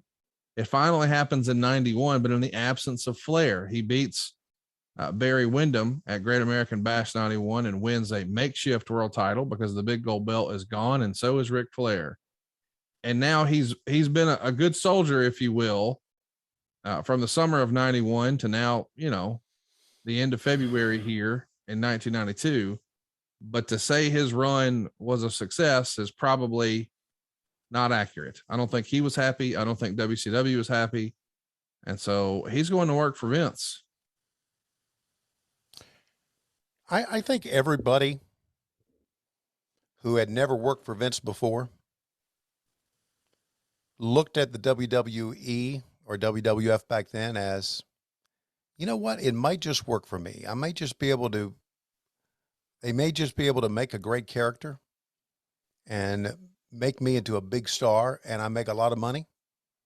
Well, buddy, it did work. I mean, you look at, yeah, Steamboat was a bigger star. Steamboat was a huge star for Jim Crockett Promotions. Right. But man, when he's on NBC, Right. wrestling Jake the Snake, he's a much bigger star. Sure. And Ravishing Rick Rude was running around with fucking Manny Fernandez and a bullshit tag team with Paul Jones. Then he became Ravishing Rick Rude megastar. So it was a proven thing. Right. As we said with Terry Taylor, God damn, timing is everything. Sure. Yeah. So I see why Luger felt that. I'm often wondered, and I've never even talked to him about this, and maybe it's well documented. I don't know, but I often wonder why Sting never did back then. He talked to him several times. Okay. I mean, Pritchard has been pretty open and honest in saying that they talked to him a bunch and just never were able to get him to pull the trigger. And by the time they did, it was just, maybe too late, maybe less than ideal. I don't know. Yeah. Well, I'm surprised he did not, because, Cactus Jack did, right? Steve Austin did. Take a look at the guys on this card. Ron Simmons did. Well, Ron Simmons, you know what? That's a great exercise. Let's go through the whole card right fast. Okay. All right. So the dark match we know was Big Josh. He's going to become Doink. So what would you prefer? What was he more known for? Big Josh or Doink? Doink. Yeah. Diamond Dallas Page. He went, but I think everyone would agree his WCW run was better. Well, he went after the sale too. It Still, wasn't like, still, it's a matter of what did they do with him is what I'm saying. Right. So I think Doink. So we'll go 1-1 so far. Gotcha. Brian Pillman, I think you would say did more in WCW. Right. WWF. That's because he was hurt in the WWF, right? He could barely do anything. So we'll go 1-2 for WCW. Okay. Marcus Alexander Bagwell. Okay. 1-3. Okay. Terrence Taylor. Listen, we can talk about it all we want, but the Red Rooster is what people are still talking about. Exactly. So I go 2-3. Exactly. Ron Simmons, y'all made him the world champ, but I still think the APA thing, and damn, that's what people are still talking about. Exactly. Cactus Jack. Oh man, we're starting to get a landslide now. It's all Vince. Right. Van Hammer. Thank God. Never did. Okay. Z-Man. I think Z-Man, Tom Zink did more in WCW than he did in the WWF. So that's a fair cap for y'all. Yeah. Ricky Morton was there for a cup of coffee, but WCW did more. But Vinny Vegas. Oof, what a big example, literally, for Vince. Right. Barry Windham. Now that's debatable. He was a tag champ there at the very first WrestleMania. He was running around with a rotunda. Look at Heyman realizing, hey, they might recognize me. Let me put my head down. Came back as a Widowmaker. Yep. And then he came back as the Stalker last, but I still think probably he did more with Bear in WCW. Yeah. Okay. Dustin Rhodes did a ton in WCW, but it's Goldust, man. It's Goldust, buddy. Steiner Brothers had success both places. I still think they probably did way more in WCW. Rick Rude, no comparison. Vince McMahon. Ricky Steamboat became world champion with you guys in 1989. Well, not you. You were up here working for Vince, but I still think Steamboat became a bigger star because of the match with Savage and all they made him with Jake. Yeah. They made him the dragon in the WWF. And then there's Sting and Lex Luger. And perhaps those are our last examples. No question, Sting was a better star, bigger and better star here. And I guess long term, Lex Luger was as well, because he has this run and then he beat Hogan in 97. But man, that Lex Express stuff, you can't argue they weren't pushing his ass to the fucking moon there. Yo, they really were. And isn't he the one that finally slammed Yokozuna?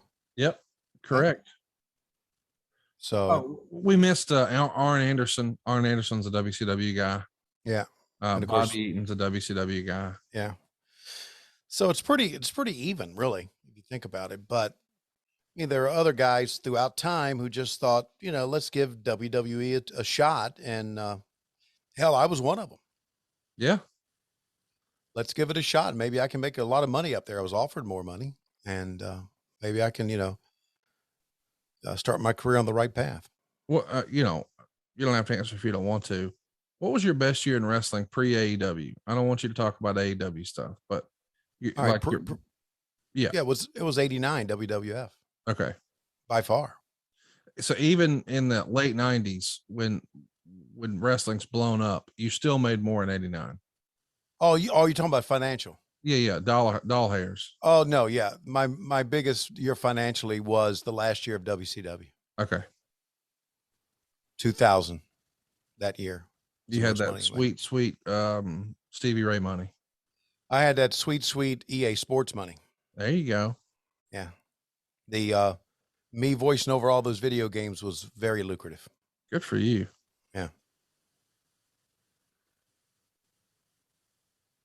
Especially when the first paycheck I ever got from EA Sports was double what I made my first year in baseball, the entire year.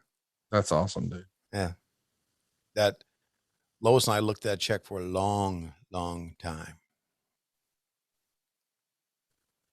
There's something about making a good living on a monthly basis. That's great. But there's nothing like getting one of those gigantic paychecks. Dude. It's like, what the fuck did I do? You actually don't even want to cash it. I do the same thing where I'll just let it stack. Yeah. So like one of my businesses, I just take an end of the year disbursement and I don't make anything through the year.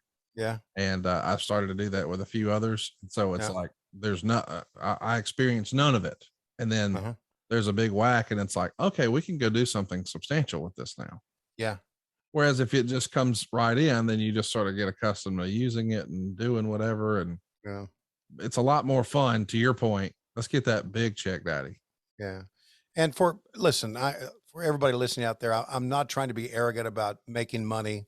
No. And things like that. I'm not. I'm very lucky. And compared to a lot of people, I don't make that much. Right. Really.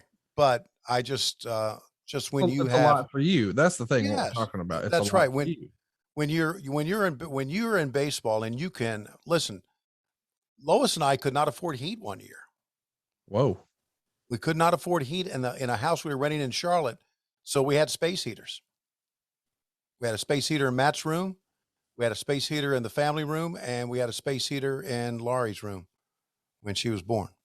I could not afford the deposit for the natural gas for the house. So I know what it's like to try to have a family and try to live on a minor league baseball salary. You ain't going far for that. So that's why when I saw that paycheck, you are going to love. I'm going to love it. Yeah. When I saw, I was trying to find us a fucking sound clip to play because I had like a funny gimmick, and then it played another one. I'm like, not what I meant. So anyway, there you go.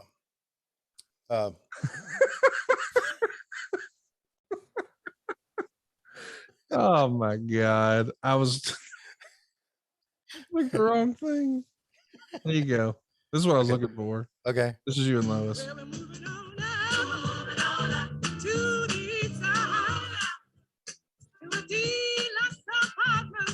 With central heat. That was my favorite show as a kid, dude. Oh, by George Jefferson, buddy. One of the best.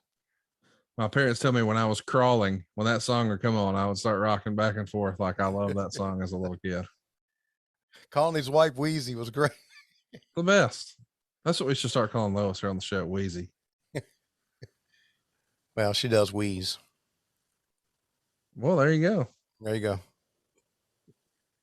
You know, Wheezy. This is Wheezy. I don't know what it was about these guys, because we have just both individually and collectively talked and just doted over how much we think of Rick Rude's character and how great Ricky the Dragon Steamboat is as an in-ring performer.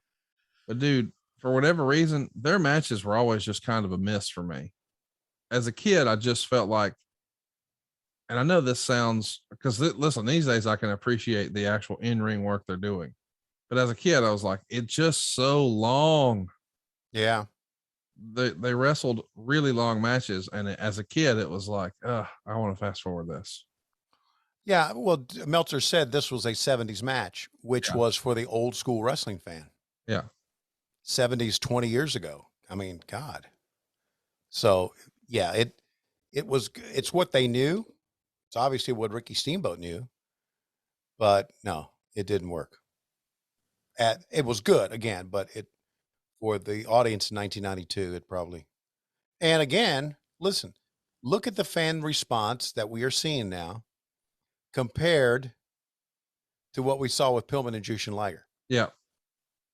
No, there's another factor there too. I mean, audience fatigue. Yeah, that first match, wow, and now they're tired. The same thing we suffer with. I think. I don't know if anybody agrees with this. I think the thing that we suffer with on Rampage. Rampage is recorded after the 2-hour live Dynamite, and by the time that show takes place, now they've seen an hour of dark matches. They've seen 2 hours of Dynamite, and they're kind of now cheered out at times.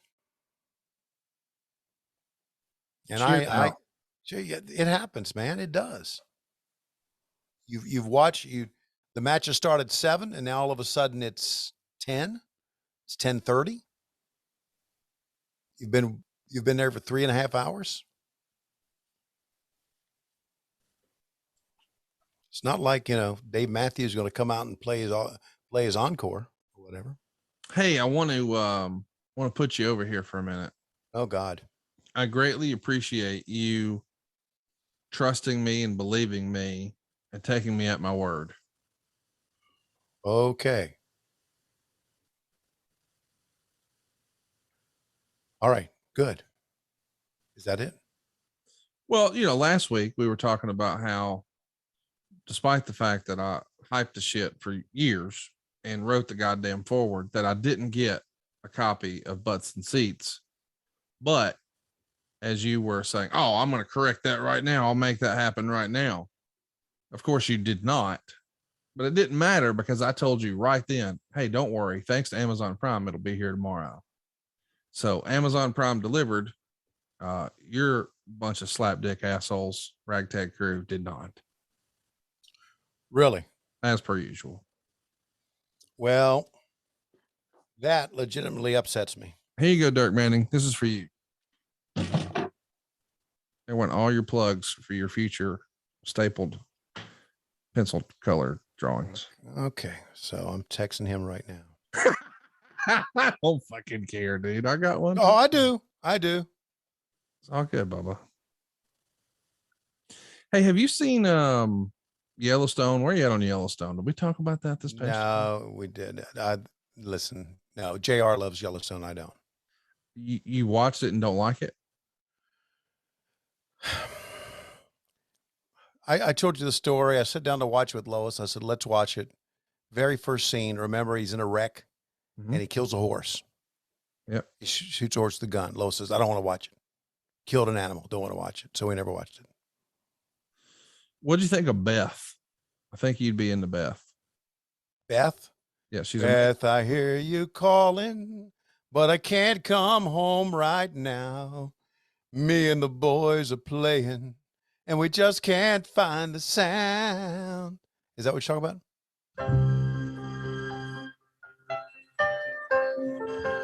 about? Peter Criss and that raspy, bluesy voice of his. I got some Peter Criss signed drumsticks here. How do you sign a drumstick? With a marker. Hey, But I can't. What? So what about Beth? I think you would like her. Eric Bischoff, I think she's like her and who's the chick from Fleetwood Mac that I know Lois loves? Christy McVie? No, the lead singer lady. Oh, Christy McVie was the actual brains behind that. Stevie Nicks. Yeah. Yeah. Stevie Nicks and Beth from Yellowstone are like, I think Eric Bischoff's go-to, like Hall Pass Jones. Really? Have you had that conversation with Lois about who you have a Hall Pass for? Yeah, kind of. I mean, when did you make this list? Can you revise it? Yeah, well, I think my list is pretty much structured. And it is Scarlett Johansson. Oh God. Okay. Well, so much into my list. Selma Hayek. Buddy, here's a pro tip. Yeah. Go ahead. You, when you're making this list and you're getting it co-signed, yeah, you make sure that, you know, it's within, as we say in the South, spitting distance. You need to go rework this list with Lois. Why? It needs to be somebody like Rebel. Oh, that. No, I can't do that. No, I'm not saying it needs to be Rebel, but I'm just saying that's at least within reach. Well, you don't want to give it somebody within reach. If you can sell it, you do. You can't sell it. Why can't you sell it? There's no such thing as a hall pass list. That's something that was developed on a movie. Oh, look at Steamboat.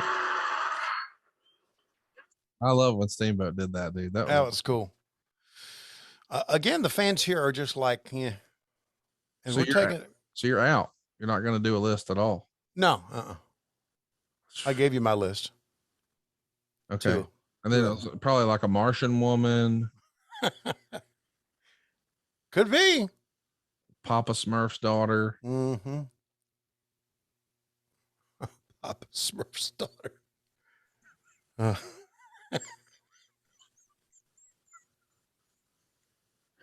What the fuck's wrong with us? We're doing whatever we can to entertain ourselves, but this is a long ass match, man. Yes, it's 20 minutes, man. It's 20 minutes. And look, there's one person with their hands up in the audience when Ricky Steamboat is up top. Why? Because people have been going up top the entire show. You know what I think is funny though? I think a lot of our audience just assumes that you and I are having like hour-long conversations on the phone throughout the week. Yeah. We're fucking busy, man. Yeah, we don't talk. This is the only time we really talk. Yes. Oh, here we go. Here we go.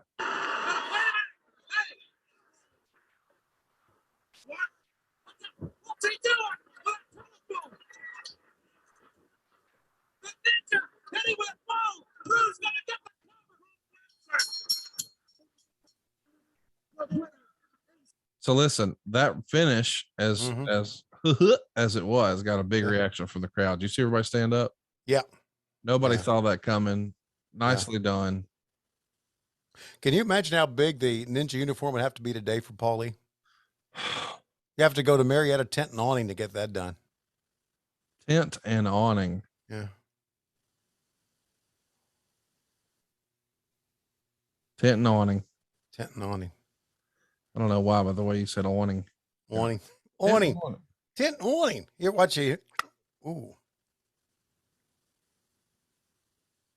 Yeah, you know what? I don't mind. I don't mind that finish. No, I didn't like the Steiners finish at all. No, because that's fucking the people over. We don't like fucking the people over. No, we don't. Like saying the word fuck, even though we're not supposed to. Yeah, there you go. Even though it got me blackballed. I mean, think about that. You gave them a boatload of cash. Yeah. You could have went and bought a new car with that and replaced the one you don't like now. Yeah. Could have given it to what I should have done. Our local dog kennel here. Our local Lois would have liked that. Yeah, that'd have been good. That's what I encourage people to do if you're going to donate money. Not to a national. Well, let's listen to Missy. Surrounding the U.S. title match, and Rick Rude is still the champion. I don't know what happened to the Ninja. It's just like he went crazy or something. But let's try to get an interview with the champion, Rick Rude. And here's his dressing room. And I'm like, oh my God! Oh my gosh! That was Foley Dangerously, and he was in a ninja outfit. Let's go back to the arena. God, she was so over the top. I love her so much. That was Paulie Dangerously. He was in a ninja outfit. That high pitched squeal, dude, was so money. I loved her. See, she should have been on your hall pass list back here in 92. No. Nothing within spitting distance. Yeah. I mean, let's just make your dreams unattainable and that way you never have to try for them or put forth any effort. No. Tune in next week for more thoughts and life advice. Your goals are bullshit. We'll see you next week right here on What Happened. Your goals are obtainable. Okay. Unfortunately, my goals are not like yours. No, my goals are different than just trying to have intercourse with a female.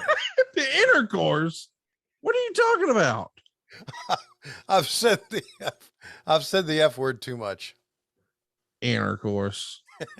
Oh, I know what your goals are. Your goals are like, hey man, you remember that maid on the Jetsons? I'd like to get me some of that. What was that maid's name? Meet George Jetson. That's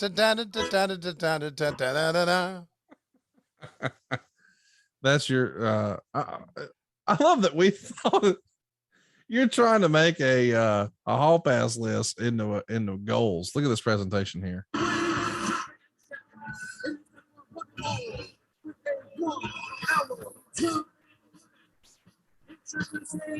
First, the challenger. He is from Venice Beach, California. He weighs 252 pounds.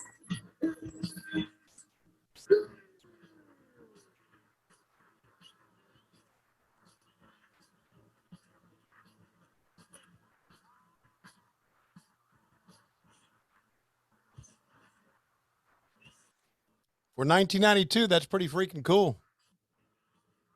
Big time pyro coming down a random staircase that he had to climb up from the back and then climb down from the front. It kind of makes no sense, but they draped off around it. I mean, it's really less than awesome, but how awesome is that jacket, man? He looks freaking cool, buddy. I like how he turned around and looked at the stairway like, gee, what was that about? Yeah, exactly. That is all Steve Borden right there. That's how he is. Oh.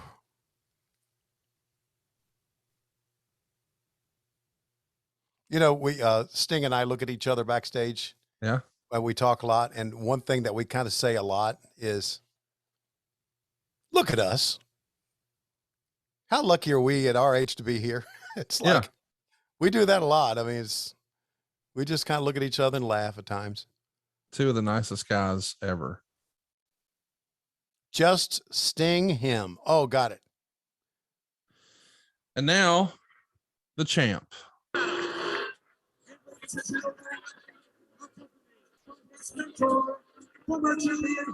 Wow, they didn't give the champ any pyro at all, man. He's leaving, dude. It's his last shot. WCW World Heavyweight Champion, the Total Package.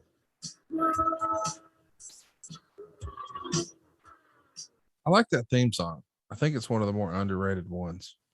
I think this is it.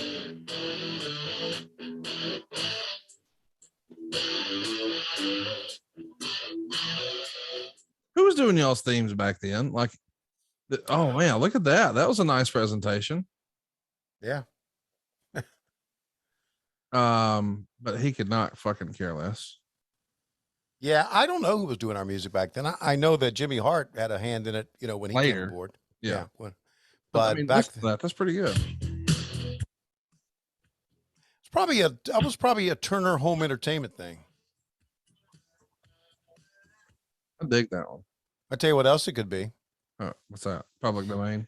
Yeah, public domain license, you know, because there are tons of libraries out there that you can purchase. Yeah, well, that's what we do here on the show. We, Right. you know, when we're doing our What Happened When celebration of Jim Crockett, we went out and licensed the whole library because I knew that was in there. And right. Yeah.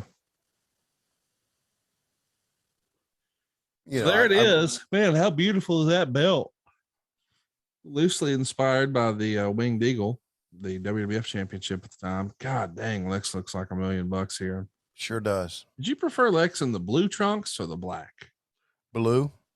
I did too. I don't know why, but this era always feels like he should be wearing blue, but then late 90s, I just feel like the black worked. That's he was wearing black when he beat Hogan, right? Yep, that whole era. Yeah, that just I don't know. You think Lex Luger and Stan Lane could have been like cousins or something, just based on their physical appearance or facial features? I feel like they could be like cousins or something. I think you have I think you're onto something there. I didn't even think about. Sting here, clearly in great shape, but man, pales in comparison to the physique of Lex Luger. But yeah, best of friends in real life, and this is the last one. Let's track it. Pretty intense moment. And only world title to date in July of 1990. He has really been in a war with ravishing Rick Rude and the Dangerous Alliance. And there's some mind games, there's some dialogue being delivered right here. Maybe they're saying, let's forget the whole thing and go home. I don't think so. Okay. Which one takes the first shot? Right now, we got a verbal match. How about Sting's rat tail? Love it. You should get him to grow a rat tail again. It's so cool to think about what a big part of and I say our, meaning me and the listener, our childhood Sting was. Mm-hmm. And he's still doing it today, man. Still bumping today. He's coming up in Revolution. Yeah. By the way, that's this weekend. Yeah. You guys have obviously the big barn burner show tonight, where we're going to see the debut of Vince McMahon's son, Shane. You've been calling that for 3 weeks now. You've lied every time. We're also seeing the debut of Claudio Castagnoli. That's not true. That's not been confirmed. You were texting. Although I would love to see it. They're announcing the new HBO Max deal this Wednesday. That's not been confirmed either. That's another lie. Alicia Fox and you have been texting all day about where you're going to eat supper after the show on Wednesday. Okay. And then, of course, we all know that this Friday you're having a big time Rampage. Be a big time live event. And then on Saturday, what do you know? AEW Fan Fest is back. Holler at your boy, Orlando. And then on Sunday, maybe one of the best AEW cards top to bottom in a long, long time. I'm looking forward to it, and I can't wait. It's going to be a great week. As we're here now, it's Jade Cargill taking on Mrs. Conti. Mm-hmm. Keith Lee will be taking on Wardlow, Powerhouse Hobbs, Ricky Starks, Orange Cassidy, and to be determined in the Face of the Revolution ladder match for a future AEW TNT Championship match. Right. Also got Jurassic Express taking on Red Dragon and a to be determined team for a 3-way tag team championship match. Yep. Then we've got AHFO, which is Andrade El Idolo.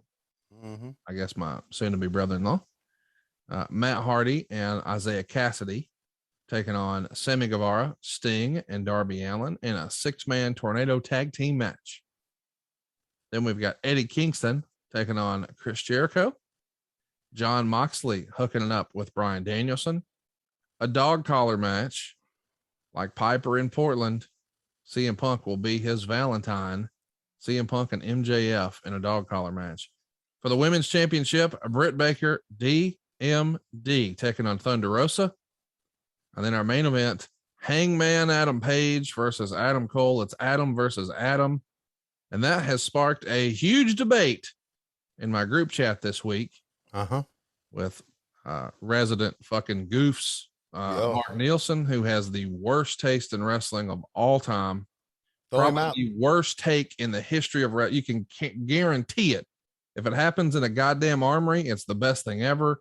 If it happens in a major arena, it fucking sucks. So said Mark Nielsen.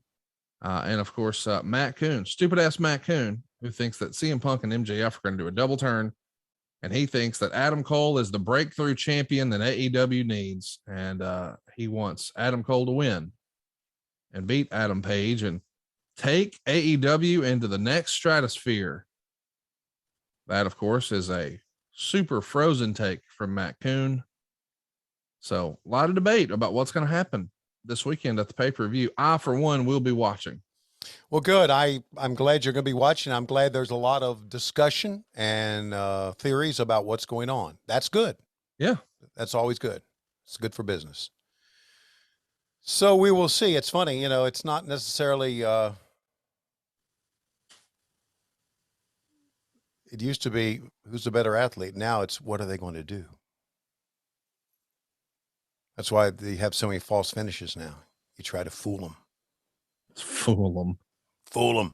You think it's going to be a finish? No, it's not a finish. He kicked out in 2.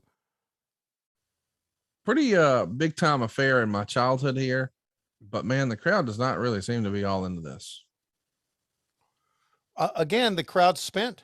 Yeah. Meltzer had this to say: Luger was so huge he looked like a member of a different species. If it hadn't been confirmed already, this officially confirmed Luger's joining the WBF. They spent the first 2 minutes pretending they were doing a silent movie by standing there and doing nothing. Then they started working and the near 300-pound Luger blew up within 2 minutes. The match was kept simple and it did have interest, but it was a long way from a classic title change match. Luger controlled the match, pretty much playing Superman, not even selling a Stinger splash. Sting did get Luger in the torture rack. Sting kicked out of Luger's piledriver. Finish came out of nowhere, with Sting decking Harley Race and pinning Luger with a cross-body block. Luger and Sting shook hands and embraced after the match, but on television, they switched to a crowd shot so the folks at home couldn't see it. 1.5 stars. Wow. So as a reminder, this is Luger's swan song. And it was funny because as they were doing their little nose-to-nose thing, or as Meltzer called it, the silent movie, I couldn't help but think about the parallels in their career. Ric Flair is the common piece in both of their championship success. For years, Luger and Flair were top of the card, as were Flair and Sting. I mean, Sting became a made man at the first Clash of the Champions in 1988, but those pay-per-views in 88 with Sting and Luger, man, he made 2 stars that year, and WCW used them for years to be, well, I mean, Sting to this day is referred to as the franchise of WCW. Anyway, a lot of people thought, as we said, Sting should have gotten the title sooner than he did, but of course he was hurt. It wound up happening in July of 1990 at the Great American Bash. We'll fast forward to the Great American Bash 91, and it would be Luger's turn to be the world champ.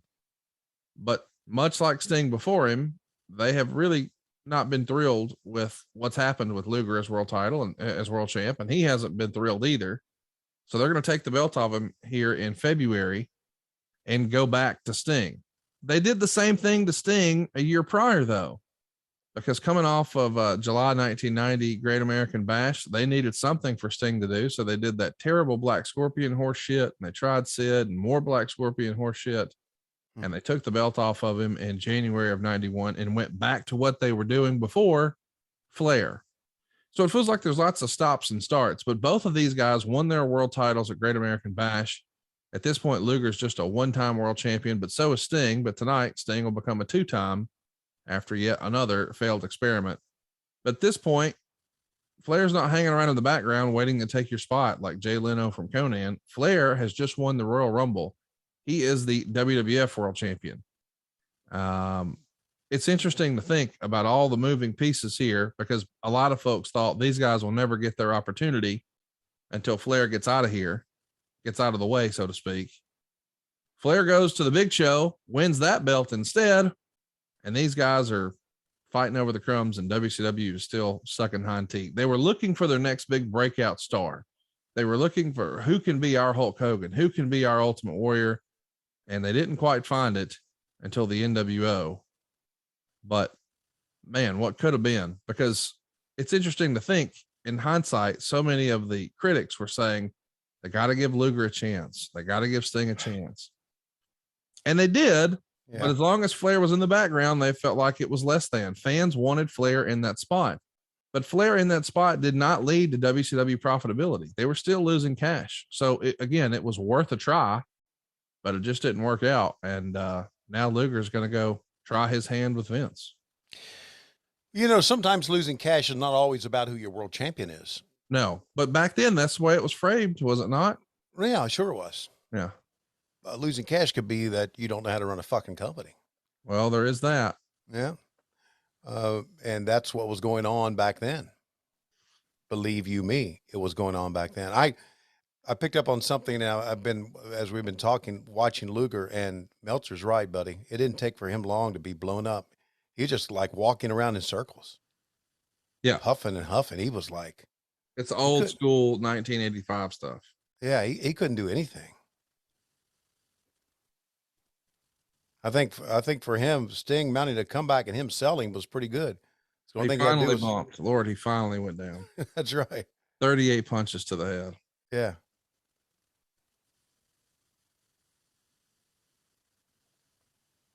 And that's because he's just, you could tell Lex would puff his cheeks out and blow, right?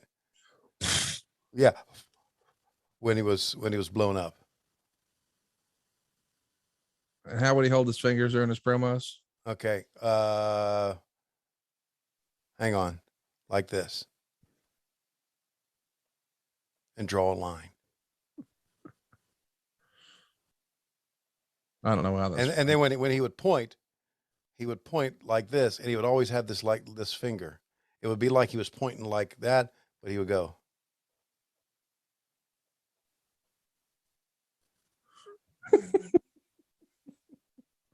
It's like you're telling me to steal second base. That's right. And Paul Jones always hit the counter with his hand. I kind of missed them when we were doing all the JCP stuff, because we could do like our Brother Daddy Jack counts. Oh, we'll go into it. We'll get back. We got some coming up, don't we? During the course of the year. Oh yeah, we got some good stuff coming. Yeah, I like jumping around though. No, it's way more fun jumping around, and I think our listeners agree. Let's go ahead and briefly mention next week we'll be back watching some old JCP from March 14th, 1987. This is when it becomes official that Lex Luger becomes a horseman. Then we're going to take a look at 3/16/1998. Yes, it's a spring break, Panama City. Here we come. Oh my God. We're actually going to watch Destination X 2010, which you've never seen, but that should be fun. And then we'll finish out the month of March with a May 29th, 1999 Nitro with Brett and Goldberg. What a moment that was. In the month of April, we'll hit up some pretty monumental Raws that I think you'll have a lot of fun with from 98. The last time Nitro beat Raw, and then the first time Raw actually won and ended the 83 weeks. And speaking of endings, there it is. Sting is your world champ. You know, do you know why Meltzer said the finish came out of nowhere? Yeah. And we got 5 minutes left in the show. Yeah. I think Luger told Sting, that's enough. Yeah, that's enough. I've had enough. And they just, I'll go up top and splash you. I bet you anything that's what happened. You got to ask Sting about that at TV. Let's listen to the replay. Here you see the ending. Stinger coming off the top. After he cracked one pound, he makes outside. On the floor. Cactus Luger with the cross-body block.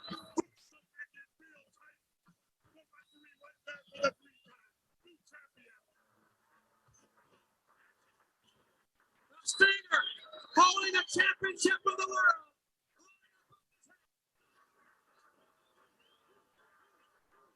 So of course, when Sting won the belt back in 1990, he was sporting the big gold belt. Now here he is with the new Reggie Parks design. Which world title did you prefer, this one or the big gold? Always the big gold. Yeah. I don't know. It just, I've said this before, I think I've always preferred the NWA Globe belt to all the world title belts. The domed globe, if you will. The domed globe. Yeah. And that's because it's one you grew up with. That's one I grew up with. That was it. That meant the world champion. That was such a great design to me. So that's my belt.